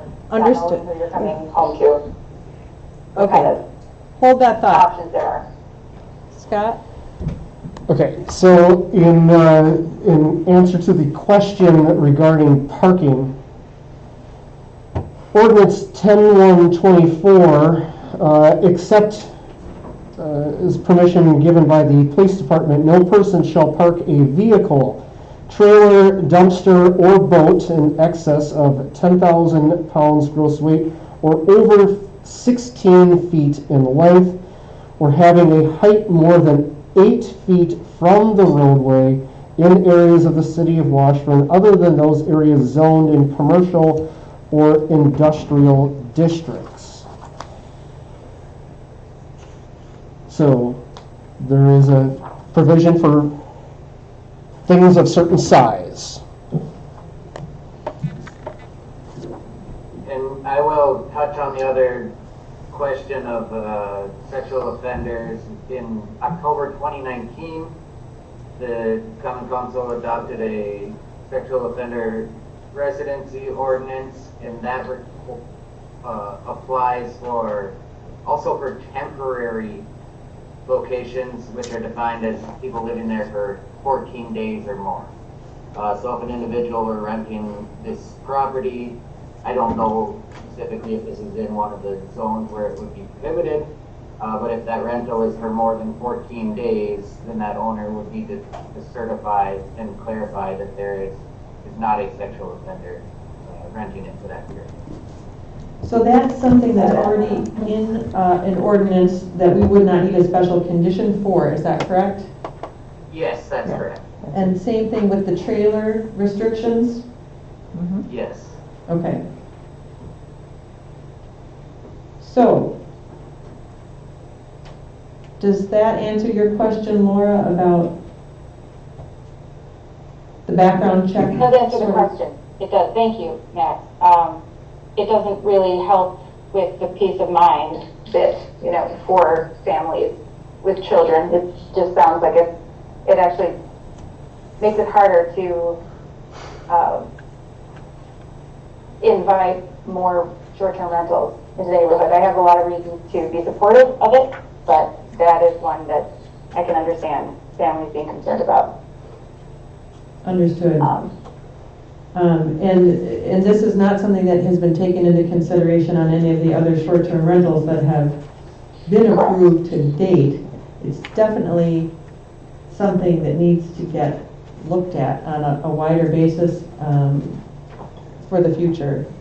So for this particular issue or item, is there any other questions or suggestions for conditions to be placed? Otherwise, there's a motion to approve and a second. Any further discussion? Well, I guess I just want to state, like, everything we've tried to come up with is,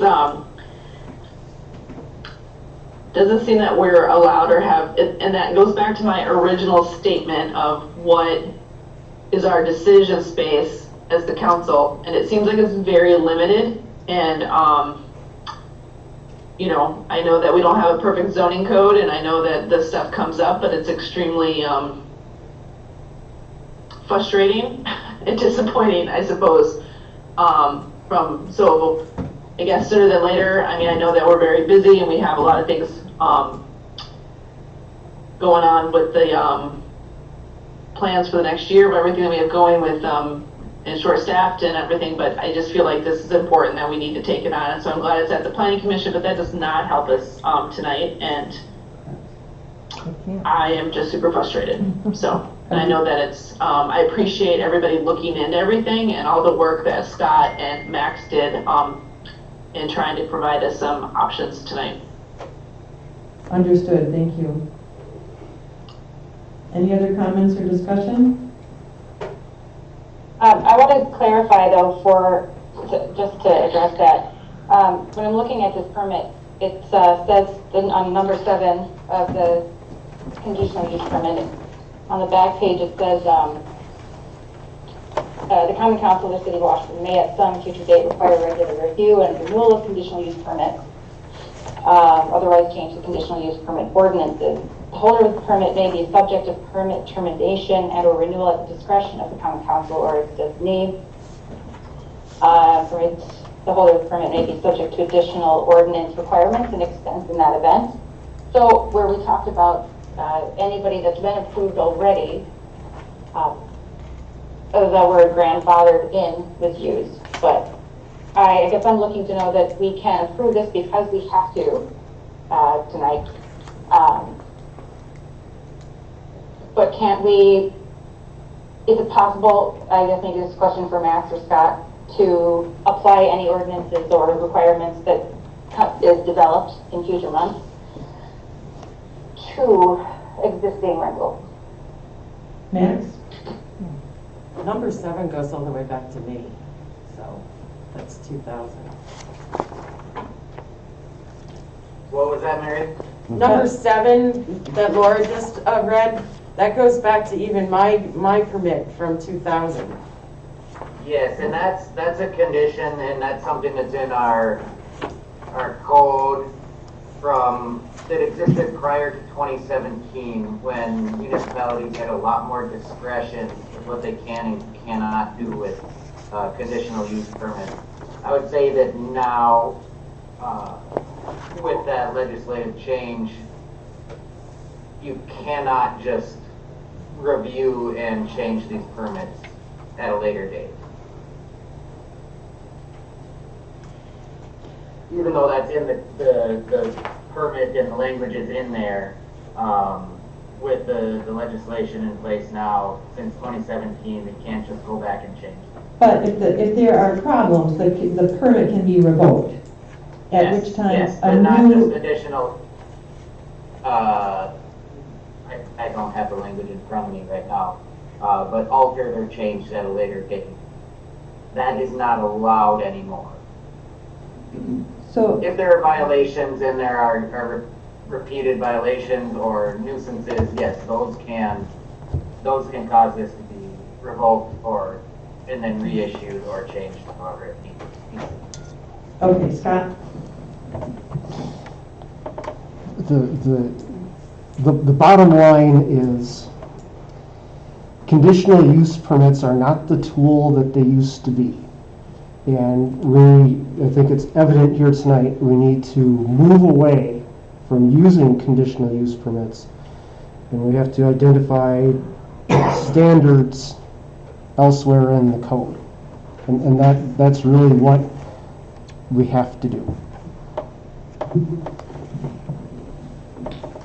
Okay, I hear everyone's concern and frustration, and I acknowledge that. And I think that if nothing else, we can rest assured that there is some recourse if there are issues, that we can revoke the permit. And I think that we pretty much have to be satisfied with that at this time. So with a motion on the table and a second to approve, all in favor? Aye. Aye. Opposed? Abstain. Noted. Motion passes. Thank you all very much for your time and your input and your careful You consideration. or her, all of you. Calling her creepy?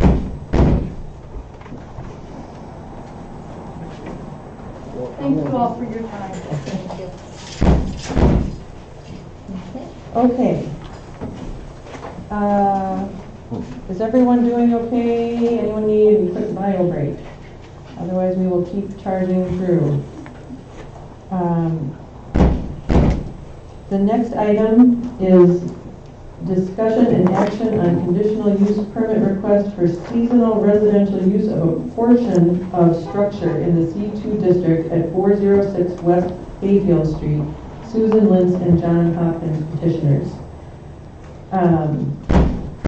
So this item is an interesting one that came through Plan Commission. Susan and John own Artist Square Gallery down the road from their residence that they purchased near the post office. And they had a great idea that they would like to open up their home to have it be another gallery space. And so within the current zoning, there is a creative way to allow this if the council would like to do that. The Plan Commission did approve the use, and unless there are questions, I would entertain a motion. So moved. Second. And that's to approve? Correct. Motion by Mary and a second by Karen. Are there any questions or discussion on this?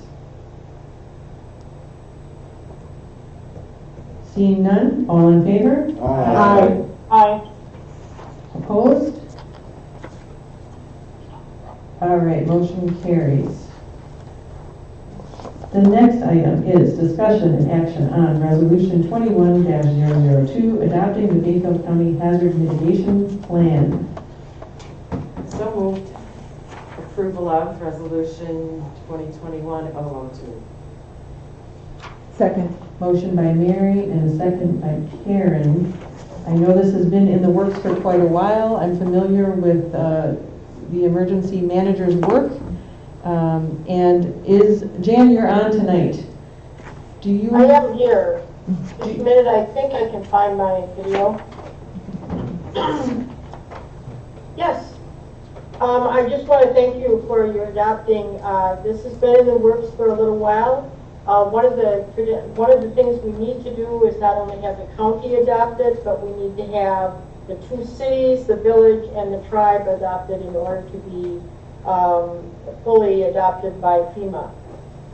This allows all of us to be able to apply for mitigation funding when it's available, and that is made routinely after there are major disasters in the state of Wisconsin, or there are other programs as well. And I know one of the hazards that was identified for the city of Washburn, as for several other communities, is the coastal erosion. And you all have done some work on that in the past, and in fact have done some work on rock walls and some of your native vegetation projects along the lakeshore have, I think, have been real beneficial for you. So what we'd like to do is, if you come up with other mitigation planning for the future, excuse me, I would encourage you to contact your person for the LAPC, which is your town, city, whatever, your city administrator. He sits on the local emergency planning committee, has worked on the mitigation plan, and we would like to get that involved in the plan, because if you apply for a mitigation grant for a project, it needs to be listed in the county plan. So there is an opportunity to amend if necessary, Jan? That is correct. We try to take a look at that on an annual basis and add those kinds of things that have come up at that point. And this plan Well, is, I'm sure that you probably had a chance to look at it, but there are different portions of the plan, and, you know, both the county and the city identified flash flooding as the #1 concern, winter storms, and then wildfire as the top 3 national hazards. and is this plan dated specifically, or is it just in place now and forevermore? Right there. Is there a Well, date this on is it? a 5-year renewal, so every 5 years this plan gets resubmitted to FEMA. So Okay, it has to be looked at periodically, it's updated. very good. Thank you very much for your work on this, and thank you for your work over the years, and congratulations on your retirement. Well, what a nice segue. I would like to introduce you to Megan Quarterer. Let's see, Quarterer. I'm going to learn how to say her name before I leave. Who is our new emergency management director and will be working with you all on future mitigation efforts and also on any emergency situations. Megan, do you want to say anything? I just am glad to be able to work with all of you, and I'm excited to have a working relationship. Please don't hesitate to call me and ask questions, or if you have anything that you just would like me to know, please by all means get a hold of me. I'm just really excited to work with everybody. Welcome, Megan. Thank you. Yes, my name is a problem, both first and last, so don't worry if it's spelled or said wrong. Yep. Yeah, it's definitely unique. Okay, say it once for us. Sure, my first name is Megan, so Megan with a long E. My last name, thanks to my darling husband, is Quarter. So like the coin, a quarter, with an extra at the end. But that's not how it's spelled. So, yep, I went from Nelson to Quarter. So it's definitely been a great time, and all pizzas are ordered under my husband's first name. All right, thank you, Megan and Jan, both for being here tonight and for all of your work on this. So there is a motion and a second to approve the hazard mitigation plan before us. And all in favor? Aye. Aye. Opposed? Motion carries. And Thank you very much. you are welcome. Thank you. I would entertain a motion to move up the item on the alcohol license, since the gentlemen are here and the next item may be lengthy. I would certainly entertain a motion to amend the agenda as such. I move that we amend the agenda and reorder the items on the agenda. So, no, second, sorry. Sure. Motion by Karen and a second by Mary to amend the agenda and move the alcohol license to the next item. All in favor? Aye. Opposed? Motion carries. Okay, so now we're going to tab 7.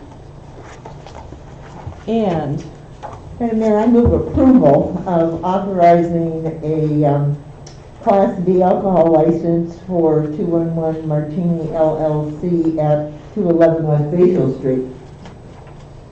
thank you. Motion by Karen. What was that motion again, Karen? I want to make sure I heard that right. Huh? You're authorizing notice. Oh, I'm authorizing notice. Yes. Sorry. Okay, but I go through all the 211s again? As stated on the agenda. Sorry. Karen. Authorizing notice for 211 Martini LLC for a Class B alcohol license. Second. Motion by Karen, second by Mary. And since we do have some of the officers tonight of the LLC with us, if anyone has any questions for these two.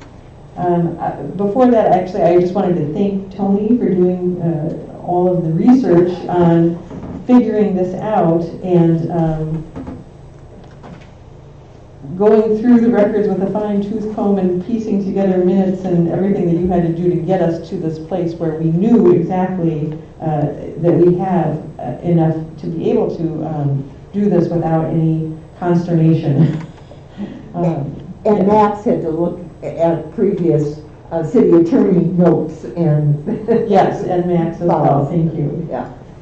Can I add, along with that, Mary, just to point out, both Karen and Carl came up to me last week with questions about my memo that I put forth for this. And just to clarify, I had in here that the city has 8 licenses available, but then the last paragraph was the city has 0 reserve licenses available. So the clarification is that according to the Department of Administration Revenue, the quota that they determined on how many hard liquor licenses we have is what we issued in 1997. There were some municipalities in Wisconsin that had issued larger than that. So the reserve licenses would be extra licenses that we could issue. But just going through all of the data and documentations, we don't meet any of the qualifications to have reserve licenses. So we do have 8 that we can give out. And we have 6 that are currently assigned. That is correct. So we have 1 available for these gentlemen tonight. If we care to authorize notice for it. Is there any discussion, questions? And if not, would you like to say anything? Or you're just here in case we have questions? We're just here in case you have questions, but also happy International Women's Day to 1, 2, 3, 4, 5, 6 people. Thank you very much. So seeing no questions, all in favor? Aye. Opposed? Motion carries. So just to clarify the process on this, what happens next, Scott or Tony? I need to put a notice in the paper and then see if there are any issues or complaints that come from that regarding this business. And then the inspection by Chief Johnson of the facility to make sure that it's up to par for serving and dispensing alcohol. Excellent. And I must say, I'm really excited about the remodeling.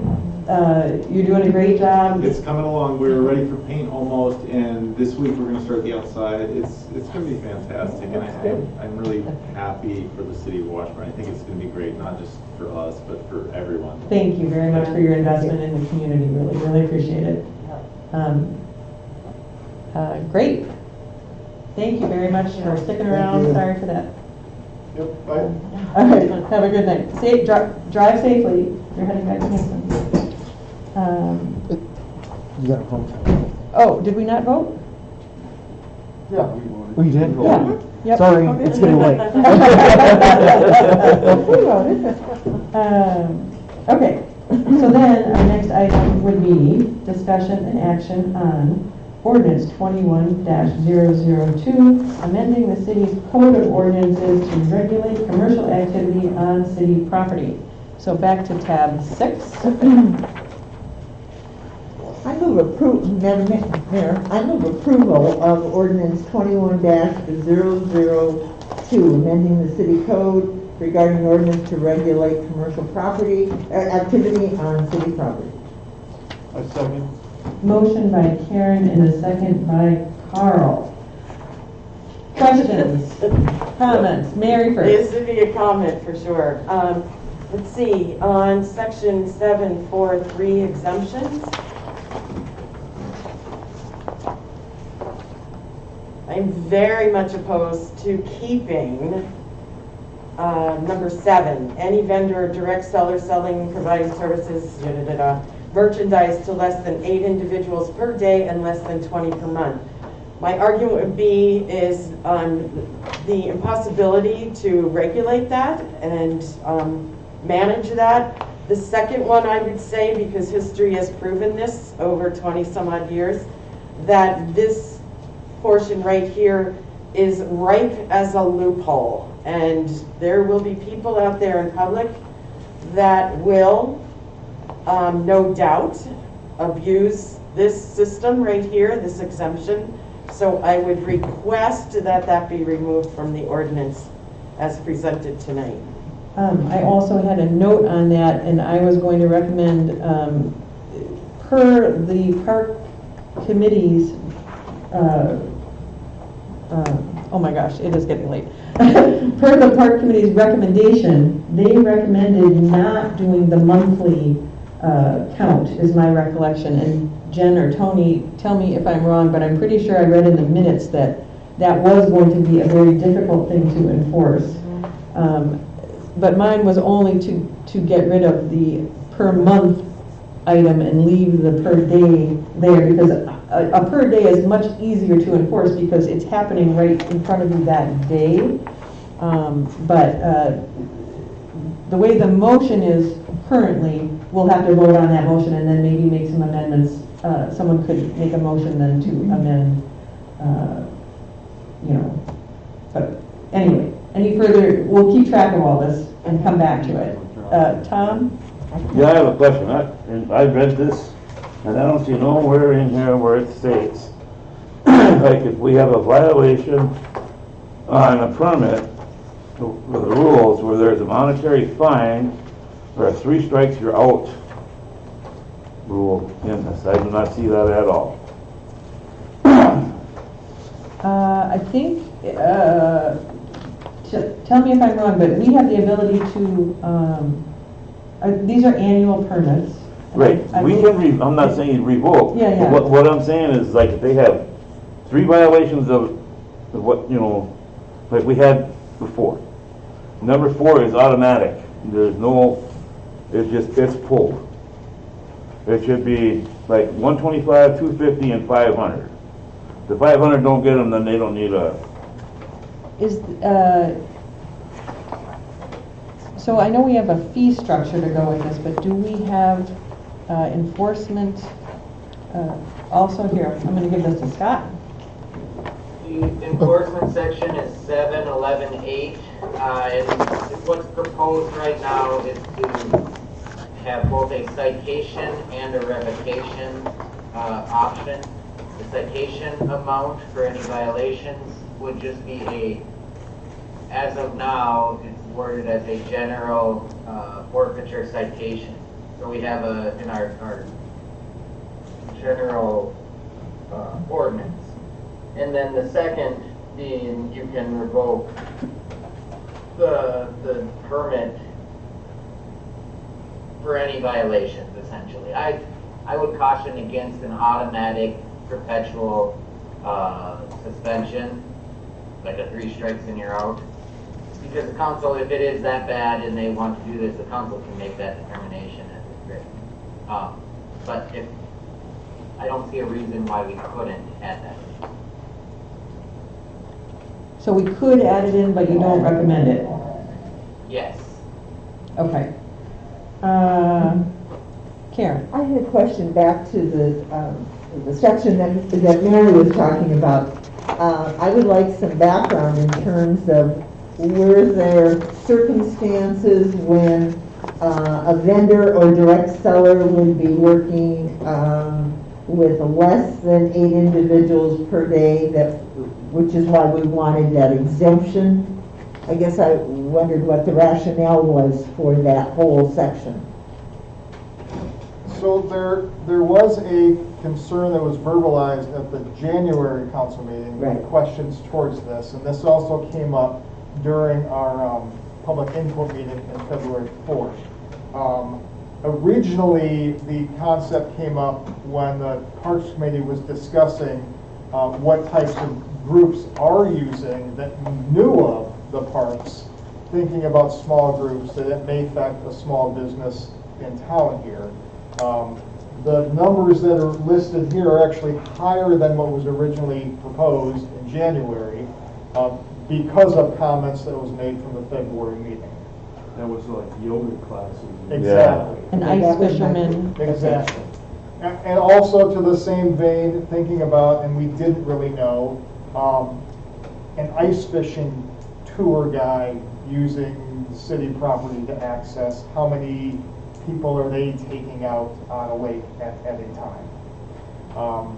To address Mary's concern and the mayor's concern versus the number, yes, it is going to be very difficult to enforce, but we needed to start somewhere, so we didn't have large groups then going and using. As far as removing the per month, I guess if we did that and just left it at 8 individuals per day, that's 8 individuals per day, every day, 30 days out of the year, which is a lot more than 20. So we also wanted to regulate the groups that if they are doing more than 20 a month, then we want to know who they are and what they're doing and how they're using our parks. Thank you. Thank you. Which in a very real way would put them in a category that deserves to pay for the use of our property.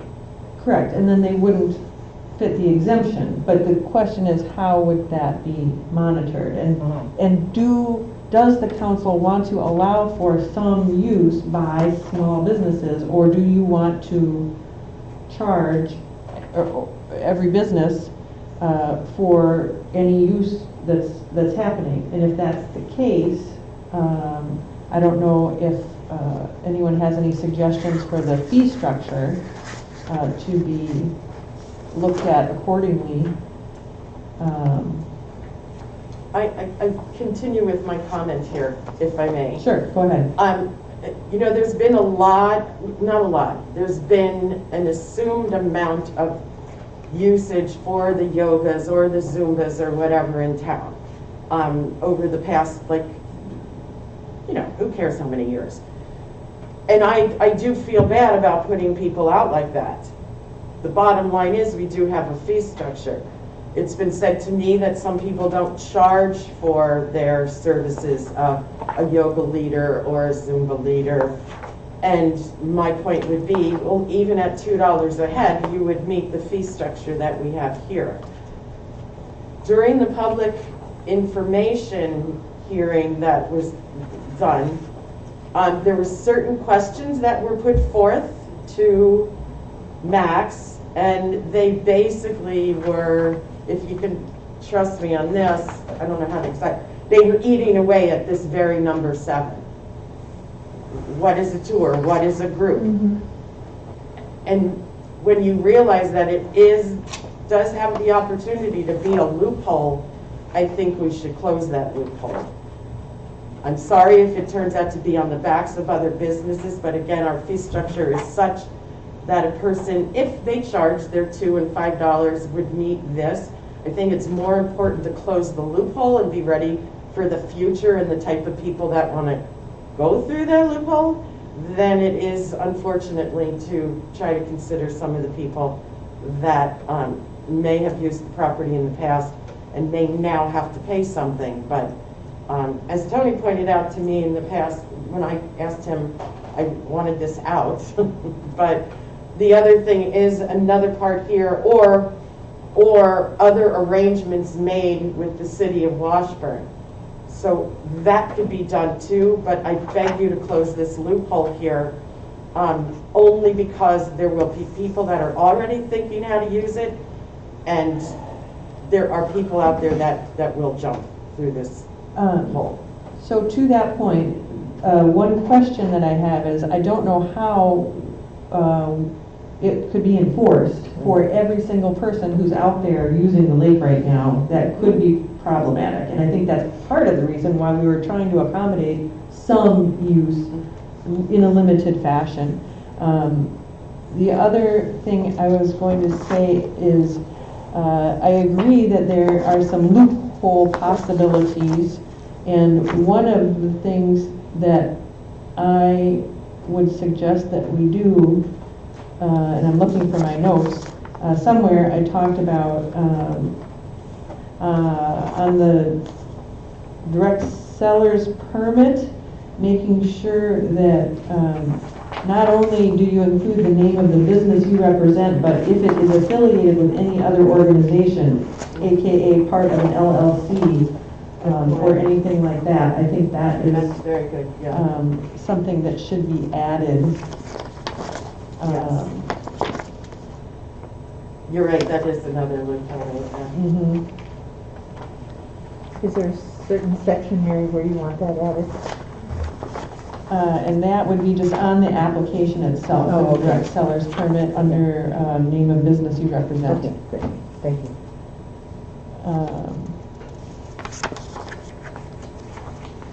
And then I had made a few other suggestions that I showed to Scott regarding 711-7, use of city waterfront.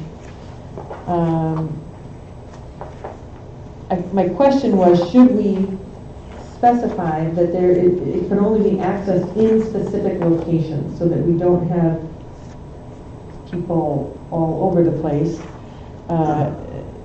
trying to direct them to access the lake in specific places. And then alternately, I think the wording where it says under letter A, more than 30 feet of shoreline, I think it needs to say either designated or contiguous or both. Because some of the issues we were having last summer, they were spread out in different places all along the beach, which made it basically like they were using the whole beach. Well, I was watching, they were pulling kayaks when the locals were wanting to go down there swim, they were pulling kayaks to go over towards the coal dock way to block off access. I walked down there and I told them, you can't do that, you can lose your permit. And they were fine for about 2 weeks and they're right back to the same stuff. I would be fine with dedicated specific locations. I think the city needs to do a better job of having those locations accessible for the public for that specific use. For example, creating another 30-foot section of beach down by the coal dock and having that designated just for kayak launching or so on. Rebuilding the stairs down to the ice from what used to go to a dock at Memorial Park, but there is a set of stairs that goes down the bank in which we can utilize that space for people that want to access ice caves. I think the stairs are gone, aren't they? Yeah. There's a spot where the stairs were. Right. With a rock, dedicating it. We should put the stairs back in. And we should be promoting those things. So if we want to designate certain spots, I think the city needs to, get on board with creating better access.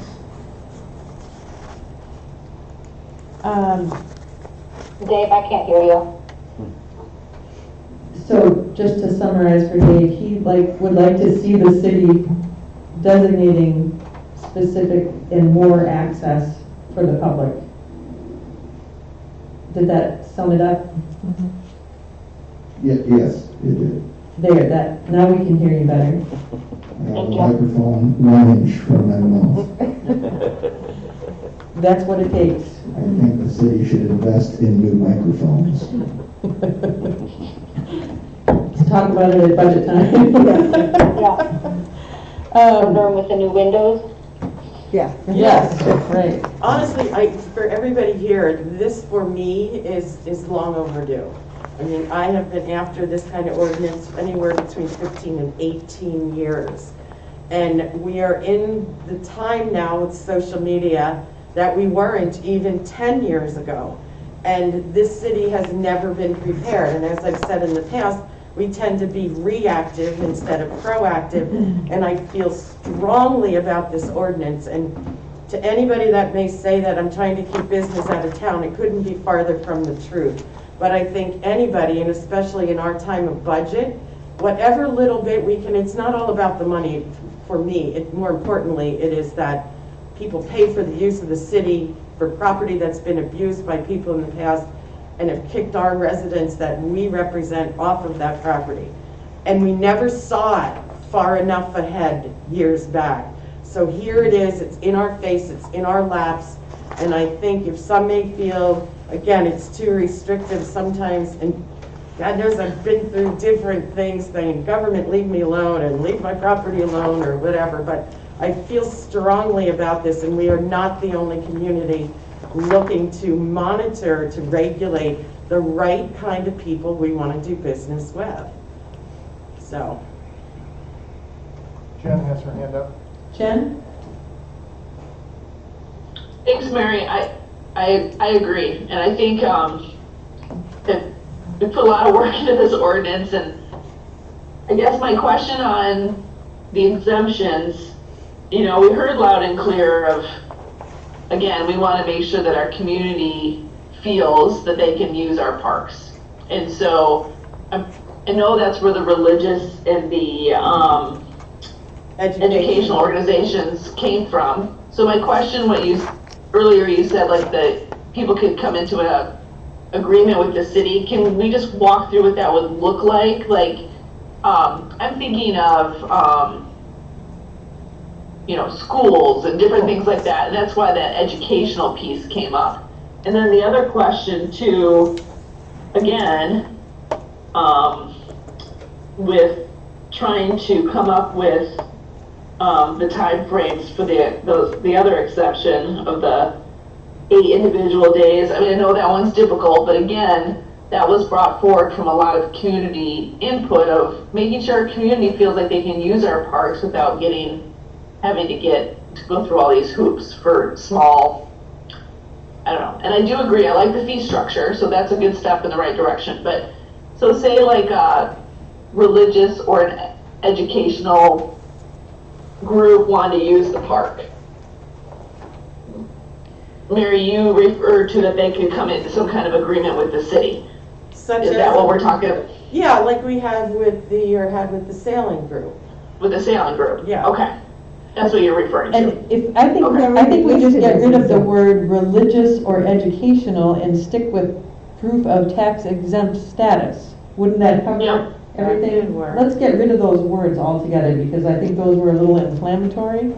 Well, or does it have to say religious or educational, Tony? Well, I know that Northland College is a 501c3 nonprofit, but I don't believe every college is, and a public university is probably not a 501c3. Oh, right. As far as churches, I'm not sure how they're designated according to the tax code. They might not be nonprofits. I'm not sure. Although the wording currently is that they should be religious or educational for which there is provided proof of that. So just by removing religious or educational, you're not really changing anything other than making it non-specific. Yeah. Right. It would just be then 501c3, which I think is appropriate. Okay. I don't know what to do about the other one, which is the days and the months of allowing some community use. I beg you, let it go. Can you lean in? I don't know that churches are 501s. They don't pay taxes, as far as I know. They don't pay taxes at all. Well, they can be. Well, That doesn't mean they're a 501c3. They can be, but it doesn't necessarily mean they are. Yeah. Right. And most of them are, right? I mean, they'd be dumb not to. Yeah, I'd have to check on that because I'm not sure most is an applicable word on that one. Well, I guess what is the desire to limit to? Are we saying we want to allow all churches regardless of their 501c3 status, or do we want to limit it to anyone with a 501c3 status? Tony, did you have a... Yeah, another point to consider is that just because an organization has a 501c3 nonprofit status does not mean that they can't make a profit. So they can offer and organize and sell trips and guides of any nature anywhere. It just depends on how they're structured. Sure. So by defining religious or educational, that also pigeonholes and limits. So maybe there is a reason that we would want to limit it to those two particular types of nonprofits. Karen. I want to go back to the previous area of section 743, and that is if we remove the numbers, as you're suggesting, Mary, and say, well, it's at the discretion of the city, how is that enforced, and do we then get into the problem of favoritism? Oh, well, you allowed that yoga teacher to be on the property, but not that Zumba teacher, or the Tai Chi, or something else. That could be difficult to manage. I mean, I don't know how much of that is even requested in the parks. Well, Karen, even that night of the meeting, do you recall anyone coming forward with that complaint? That night of the public information? No, just the yoga instructor, just the yoga instructor in the January council meeting. That was it, though? Yeah. And that was on cost. Yeah. Well, So this would be. it is a valid question Yeah. of enforcement, which I also brought up. I don't know how it would be enforced if it had to be everybody.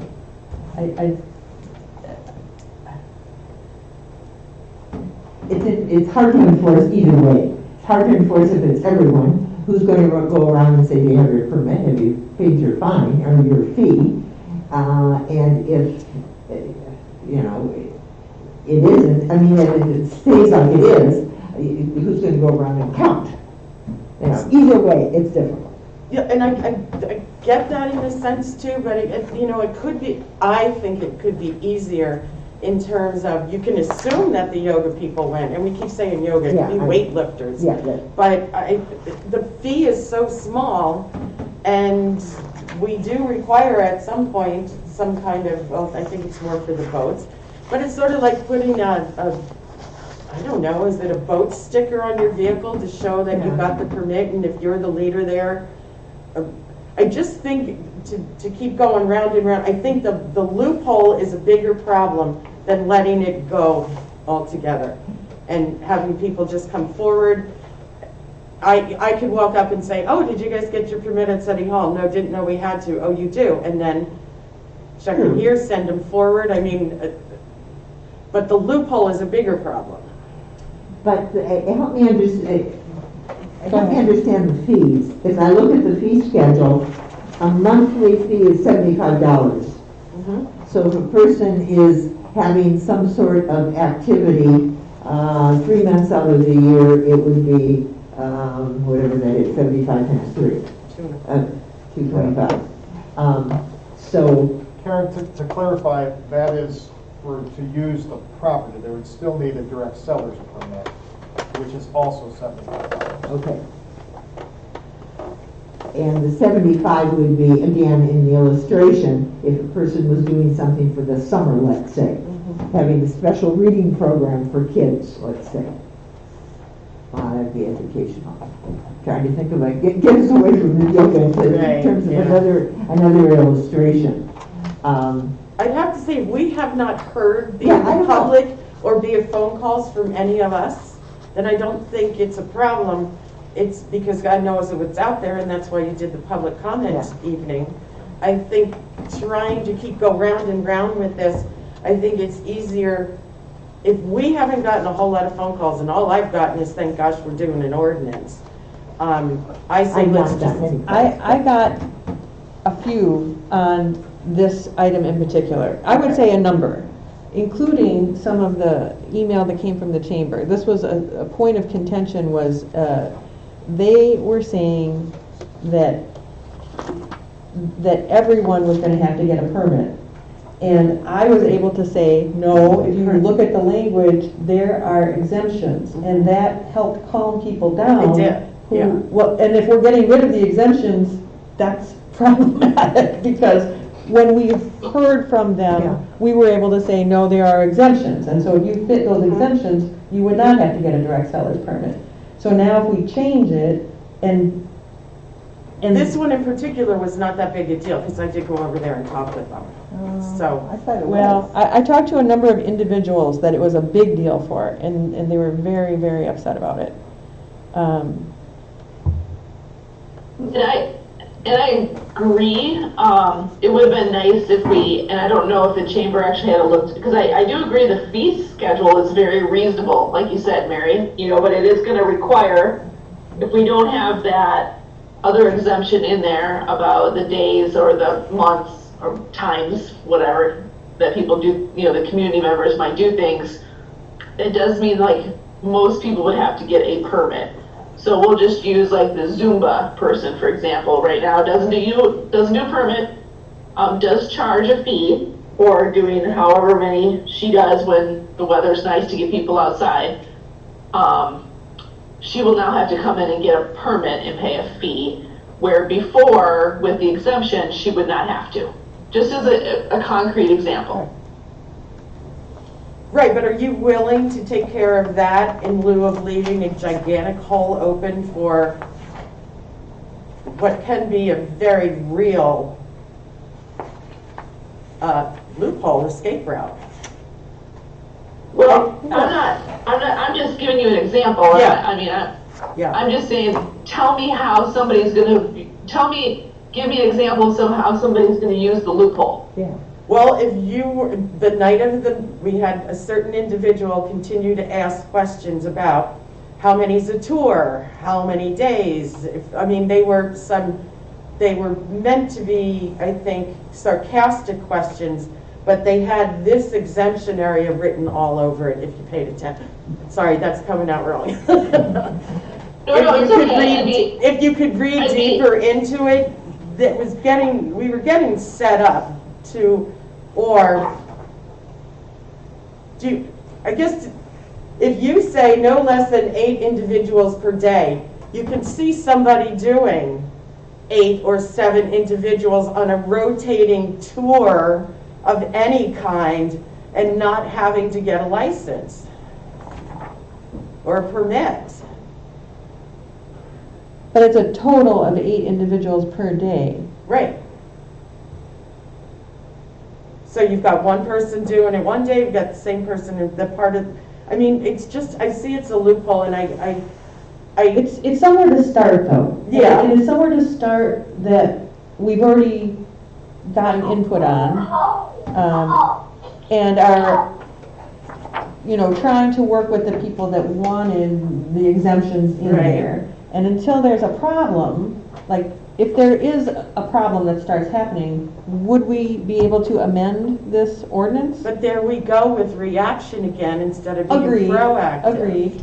So that we already have seen the problem. But if we proactively take away the exemptions, we're proactively penalizing all of those. I'd be interested to hear what Max has to say about people using loopholes and with the exemptions, and if we could write them accordingly, because in other places, like in the ordinance with the fee structure, like we have something in there about like, you know, a guided tour. So if it's a guided tour, it automatically goes into some type of a fee. The fee structure is different for guided versus not guided. So I'm totally hearing you, Mary, I get it, but we're kind of being reactive with the situation that we don't know is gonna happen. I do agree. My biggest concern is the fact of monitoring it, and like you said, I think that is going to be, I don't want that to fall on City Hall folks of like, oh, how many times are going to be out there and how many people and counting. That's my biggest concern with it too. Yes. So I do see that aspect of it. I mean, so I'm floating either way. I'm just trying to honor some community concerns that we heard loud and clear in the public meeting, and also, frankly, the folks from the Parks Committee who originally started this. I mean, that was a concern that came up also. So I get it. Thank you, Jen. I just want to clarify one thing in the fee structure too. I've heard reference now to the guided tours being a separate fee structure, which is sort of implied by this, but I think it needs to be clear that the daily, weekly, and monthly are not for guided tours. Even though we say it in the opposite way. We say yearly except guided tours, and then we have a specific one for guided tours yearly. at this point, if I'm a guided tour, I'm gonna say, well, if I'm just going daily, I wanna pay a daily fee. But there's a guided There's a tour guided daily. tour daily. Okay. If everyone thinks that that's clear enough as it is, that's fine. I just wanted to bring that question up. Since we're on the subject of fees, does anyone here know, because I don't, how much annual permit to use the national park is? Oh, I'd have to ask my neighbor that. Jen should know. I don't know, well, Jen's National Forest. I can't hear the question. He wants to know if we know how much the National Park Service charges for their concessionaire fees. I can answer the Tony, we question. had all that information at one point during the Parks Committee. I think It varies by park. What about the Apostle, specifically the Apostle Island National Lake Shore? We're not off the mark, Dave. We're not off the mark with I any can tell fees. you, I've talked to kayak guys, they're not gonna pay I can't hear. $50. Can you try getting a little closer, please? I know. Once again, I'll eat the microphone, because apparently. $750 to me seems pretty steep. And it may be an annual thing with a kayak guide, I've talked to one, he's not gonna pay it. I can tell you that there is no way guided ice fishing tours are gonna pay $750 a year. I think we are making a big mistake on these fee schedules here. I think they should be a little more in tune with we're Is guided ice fishing considered a tour, or is that a separate thing? guided tour. Tour. It's a tour? Ice fishing is a tour? Well, what else would it be? It's just a business. Well, so if we look, So it would be an annual fee of $500, in my interpretation. But that's where we get into trouble, interpretations. guided tour is an activity in which one or more leader tour guides provide services, including but not limited to explaining facts or information, which ice fishing guides do that, about locations the guests are visiting, providing education or training on equipment to be used to one or more customers. I mean, that sums up an ice fishing guide a day. And the same thing for a boat guided tour, which apparently we can't do that out of the harbor commission or out of the harbor either, so, which I think is foolish, but, We'll take issue with that. I don't see why a guide can't launch their boat in our marina and take people out. That's not the restriction. Launching the boat is not a restriction. They can't, I was told they can't use the ramp in conjunction They with can't taking use a the guide. dock, they can't use the docks or the showers and the other the facilities that the slip owners use. Can they use the ramp to put They in? can use the ramp. Can they tie up to the dock? Take customers out? To take their boat out, but the issue was, the regulation in the marina is, it was created years and years ago because there were fishing charters that were operating off the docks, off the slips. Right. And at 4 o'clock in the morning, they were coming down the pier with the beer wagon, having a great old time, and there were people Right. sleeping on the boats. I get that. So, Okay, but, So we're a little off topic here. right. Well, I mean, I don't think, if a fishing guide can put in at the ramp and, use the ramp as a means to gain access to the water, to take people out fishing for the day, is that prohibited? no. Okay, so it would still then require a $750 fee this doesn't apply to the marina. Why wouldn't Because the marina is operated separately by the Harbor Commission. This it? was It's not. still city property. It's separate, completely separate.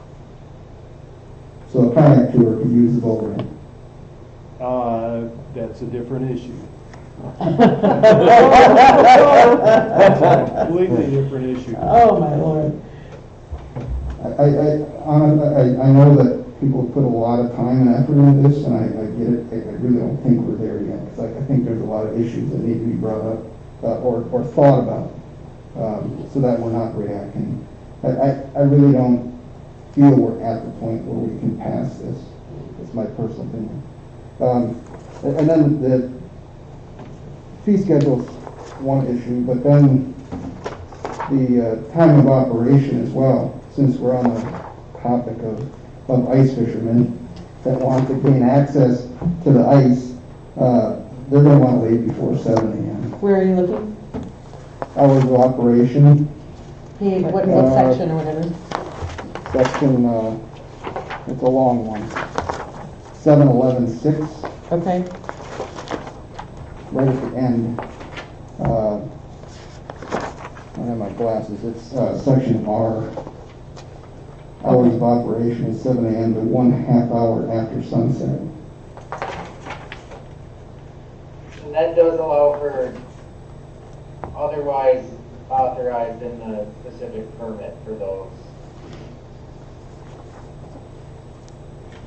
Right, so we can give permission to an ice fisherman to leave before 7. An ice fishing guide. So each and every one of them will have to then request a specific time. Couldn't they request that when they get their commercial, their CAP? Well, they could, as long as they're aware that, I doubt people are going to read this whole thing. And, well, we can, lay blame where, but, fishing just occurs early mornings and yeah, I know. I understand. late at night, so, and I know. I'm just gonna Go ahead. pipe in here, Dave, because I can't hear everything that you're saying, but am I understanding that the issue when we're talking about ice fishing guided excursions versus the guided tours is sort of a size of the group and thus a commotion and disruption issue? I mean, is that something that needs to be specified then, that guided tours are pertaining to groups? Would that make the difference in whether you need to apply the time frame? Well, an ice fishing guide could take one person out, he or she could take 8 people out or 12 people out, depending on their size of their operation. So whether it's one person or 8, and then the time frame as well. Okay, so. I'm sorry. Dave, if I can just add to it, not that I have specific numbers, but after the meeting in February, on the Facebook post that went along with that, there were a couple fishing guides tagged to it. And I did go on just to see how much they charged for their charter services. And they, I felt, were substantial enough in their charges to justify the fee schedule that we have here. Again, I don't have specifics, I'd have to look them up. And again, it's very limited to the ones that were listed on this posting. Right.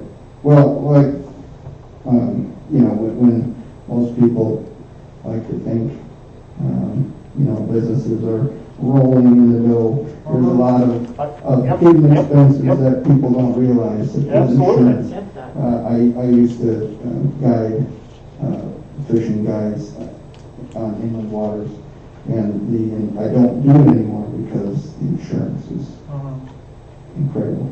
So, and there's plenty of other expenses as well. So I don't know if it's a fair, to make that determination at City Hall whether or not a business can afford the fee. I've had ice fishing guys tell me they're not going to come and put in Washburn if they have to pay $750 a year to do so. And I know that in a normal year, when they get off the ice, they're in front of Patsy's and it's not, and they're going to lose that business. So I'm not saying that we don't need to have a fee. I just think $750 is pretty steep. So, Then what do you think? $50. 55, oh? Well, what are we? So are we in the business of making money? Are we with this? Are we? Is our intention to keep tabs and know who is doing business on our property, regulate, and let them know what the rules are, or are we in the business of making money? Because $750, I think the city's making money on that. $50, they're probably still making money. So I don't know. $50 is plenty for me, and I think they would pay that. Just to make it clear, if the intention of the city council is to make this apply to the marina, the Harbor Commission has not reviewed this, and there's been no review of this document versus what's already in the existing documents that regulate the marina. So if that's the intention, then we need to stop. Do we specify in here exactly where this applies?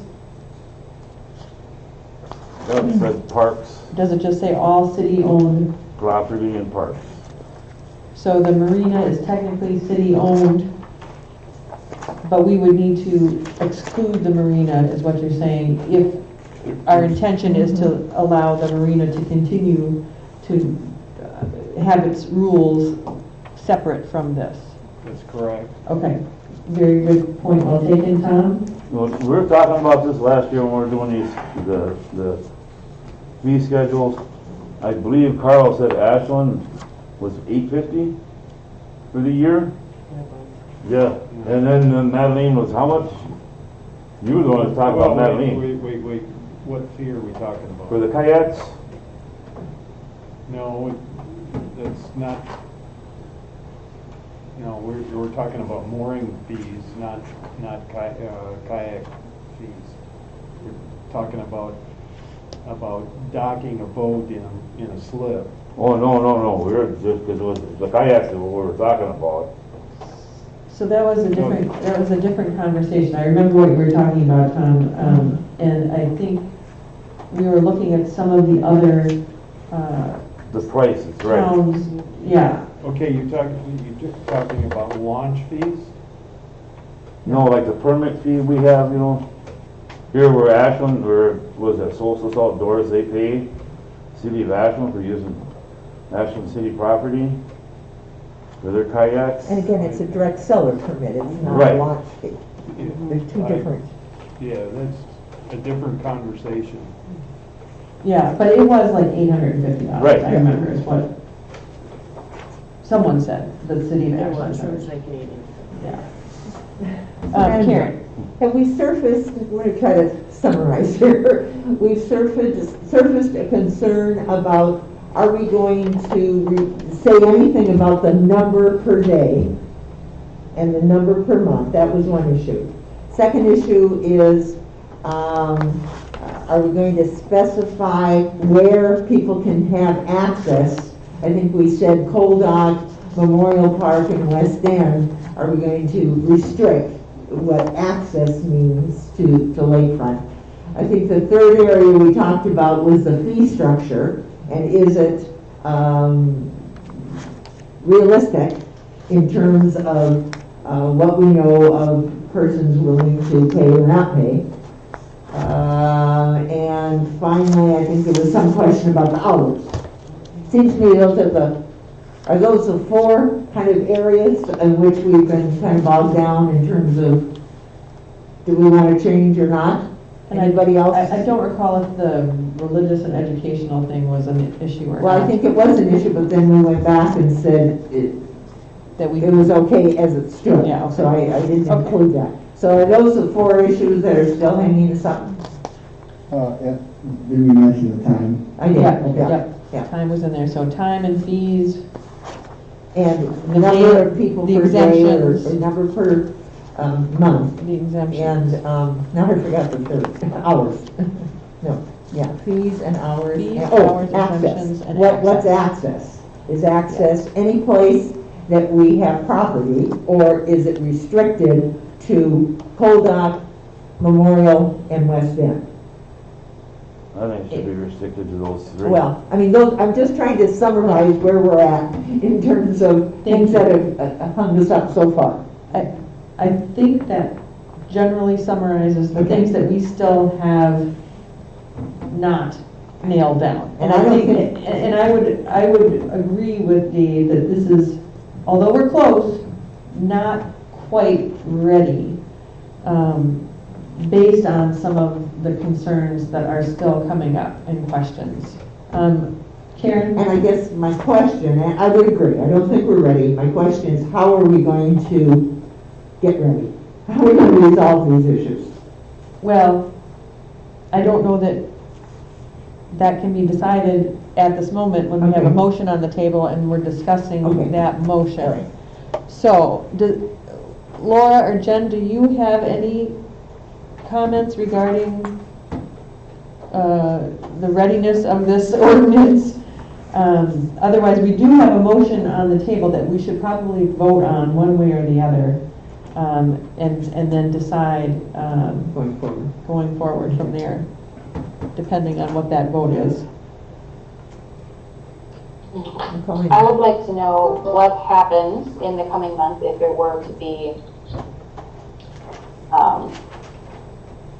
set to further review or revision. Is there concern over commercial activity?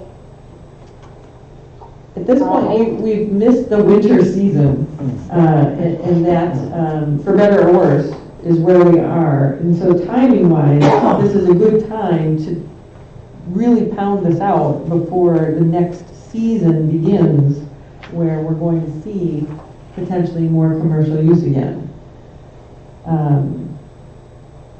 I think it would be important to really nail it down next month. Yes, I agree. I mean, we could go round and round forever and start picking away words and stuff. There's been an enormous amount of work done. Absolutely. And if we're just down to four things, I think we all have a month's time to figure it out, make our arguments for and against. We present them that night and then we do the vote next month. I agree. And if people could, if you have any ideas, anything you want, proposals for the language that this should be, if you could get those to Tony or Scott, who can get them to me. Because I listened to what's talked about, but as Mary said, there have been a lot of iterations of this. So people have proposals for what they want them to say, that would be very helpful.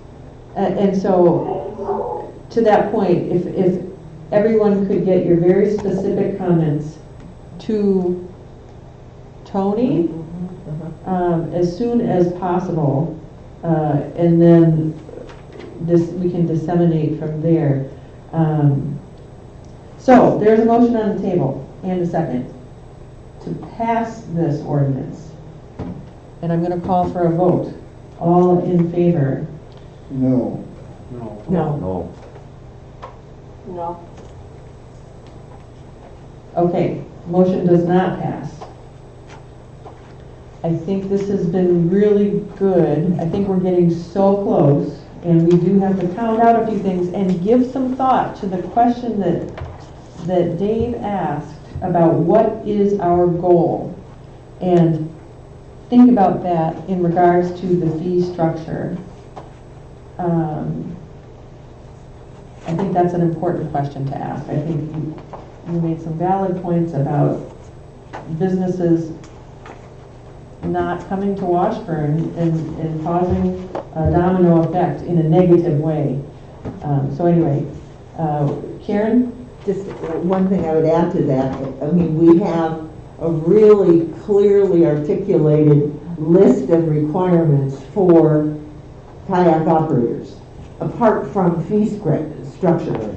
So theoretically, some of the issues that caused us angst last summer could be addressed, or would be addressed, by the specifics listed for kayak operators. If a separate kayak operator than the one who operated last year comes forward, because they are banned until... Well, no, but just kayak operators in general. In general, yeah. You know, because, you know, there's always questions about the beach use and the hours and et cetera, et cetera. So apart from the fees, and I think that's a separate issue, and we can think about that, and I think it's worth thinking about, but I think that some of our concern from last year was not necessarily how much they're paying as how difficult it was to enforce some of the things that we thought were important. And I think that the ordinance as written now is pretty clear about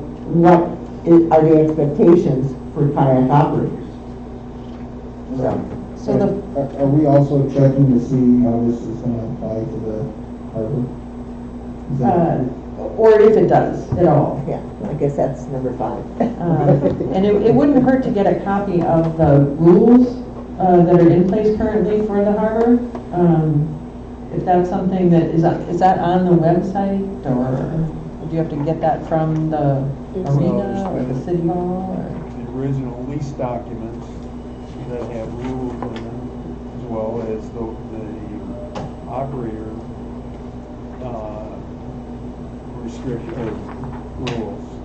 You're referring to the marina operator rules? Yeah. And then the original lease covenants.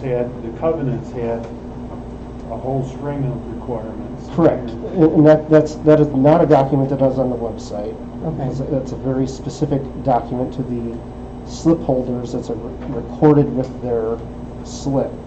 So I mean, this is significant paper. We're not talking. So I guess it's about that thing. We have to decide whether if this is not applicable to the marina, we need to specify that. Okay. And we will look at that. And if it, I guess, do you still want to know what the rules are for the boat, for the access? Well, that would be handy. Not the slip holders, but just in general, use of the boat ramp. That's got to be a pretty simple thing somewhere. Simpler. Yeah. Right. Yeah, I mean, and I where understand would that be? The whole charter thing. I get that. That was drawn up years ago, and I think you have to maintain that. Right? Yep. So. Well, it's either sailboat charters and or fishing charters out of the marina. Those are two things that are regulated by the declarations and covenants, right, as well as other rules that are. But could a charter operation launch at the ramp? And there's never been any discussion about launching a boat and leaving. Right. Yeah. No, the kayak question is completely different because of the chaos they created with the facilities and the damage they did to the sanitary system. That's a different animal. But that's covered in. Yeah. Well, it may or may not be. That. Well, I mean, it's as good as it's written. I mean, and then it has to be enforced. Right. I mean, anything that's written has to be enforced. Right. So two things. I would like to know if a charter operation can use our boat ramp, whether it's a 16-foot Lund or a 30-foot Chris ramp. 30 And you're talking about all boat ramps? Time launching. Well, right. Yeah. You're talking about all boat ramps? Sure. I mean, right. I mean, West End as well. And so then, also, it would also eliminate any loopholes. If we're going to pass this, but it may not apply to the harbor, we want to make sure that whatever we do pass does include the harbor so that someone can. Yeah, or refer to the regulations that are promulgated by the harbor. Right. I'd be comfortable with that, having some reference to the rules there, and those rules apply. If you could suggest that language to Tony, and then that'll be part of what we hash out over the next. Because you also deal with West End. No, we don't. You do not. Okay. Part, that's one of those. Oh, we're opening. You want to explain that? I'd rather not get into that issue tonight. Okay. But if we're going to restrict access to certain places, we certainly want to include West End boat ramp in our. And that was one of the 4 things that I talked about, is what do we mean by access to lake? Locations. Yeah, so exemptions, locations, hours, and fees are the 4 things. All right, so we're done with that one for now, but not for long. So now, it's hard when they're not numbered, but tab 8. Discussion and action on job description and authorization to hire administrative assistant position. Madam Mayor, let me make a comment on this issue. Sure. Personnel Committee has recently spent some time looking at, workload and how that's been impacting the staff here at City Hall. And we talked about this staff half-time position. Ideally, there's full-time work to be done. But when we were looking at our budget with the potential of maybe needing to have a rate increase in utilities, my strong recommendation is that we start with a part-time position, even though we know that there's full-time needs. But I think as outlined, both dealing with the ambulance billing, now restricted, less work, and the utility billing, that would greatly assist the staff here at City Hall. So I would urge, we pass or recommend or approve this job description, go forward with a part-time position, and see where we are financially in our next budget year. Thank you for that background and for that recommendation. So with that, I would look for a motion to approve the job description and authorize the hiring of an administrative assistant position part-time. I would so move. Second. Motion by Karen, second by Carl. Any discussion, questions? I'm not even going to ask for comments. All in favor? Aye. Aye. Opposed? Motion carries. Go forth and hire. Okay, next item. We are going into closed session to negotiate and confer with legal counsel. Well, yeah, I don't know if I have to read the whole thing, but we do need a motion with a roll call vote to go into closed session. Is that correct? Yes. Madam Mayor, I move that the council go into closed session for a portion of the meeting pursuant to Wisconsin State Statutes 19.85, bracket 1, close bracket, bracket C, close bracket, for discussing the existing agreement with Pearl Beach Construction related to a previously purchased lot 47 and also personnel matters. Second. Motion by Karen, second by Dave. Roll call vote. Dave Anderson, Yes. Carl Broberg, Yes. Jen Mazias, Yes. Mary McGrath, Yep. Tom Nymus, Yes. Karen Novacek, Yes. Laura Tulowitzki, Yes. closed session at 8:44. Sure. And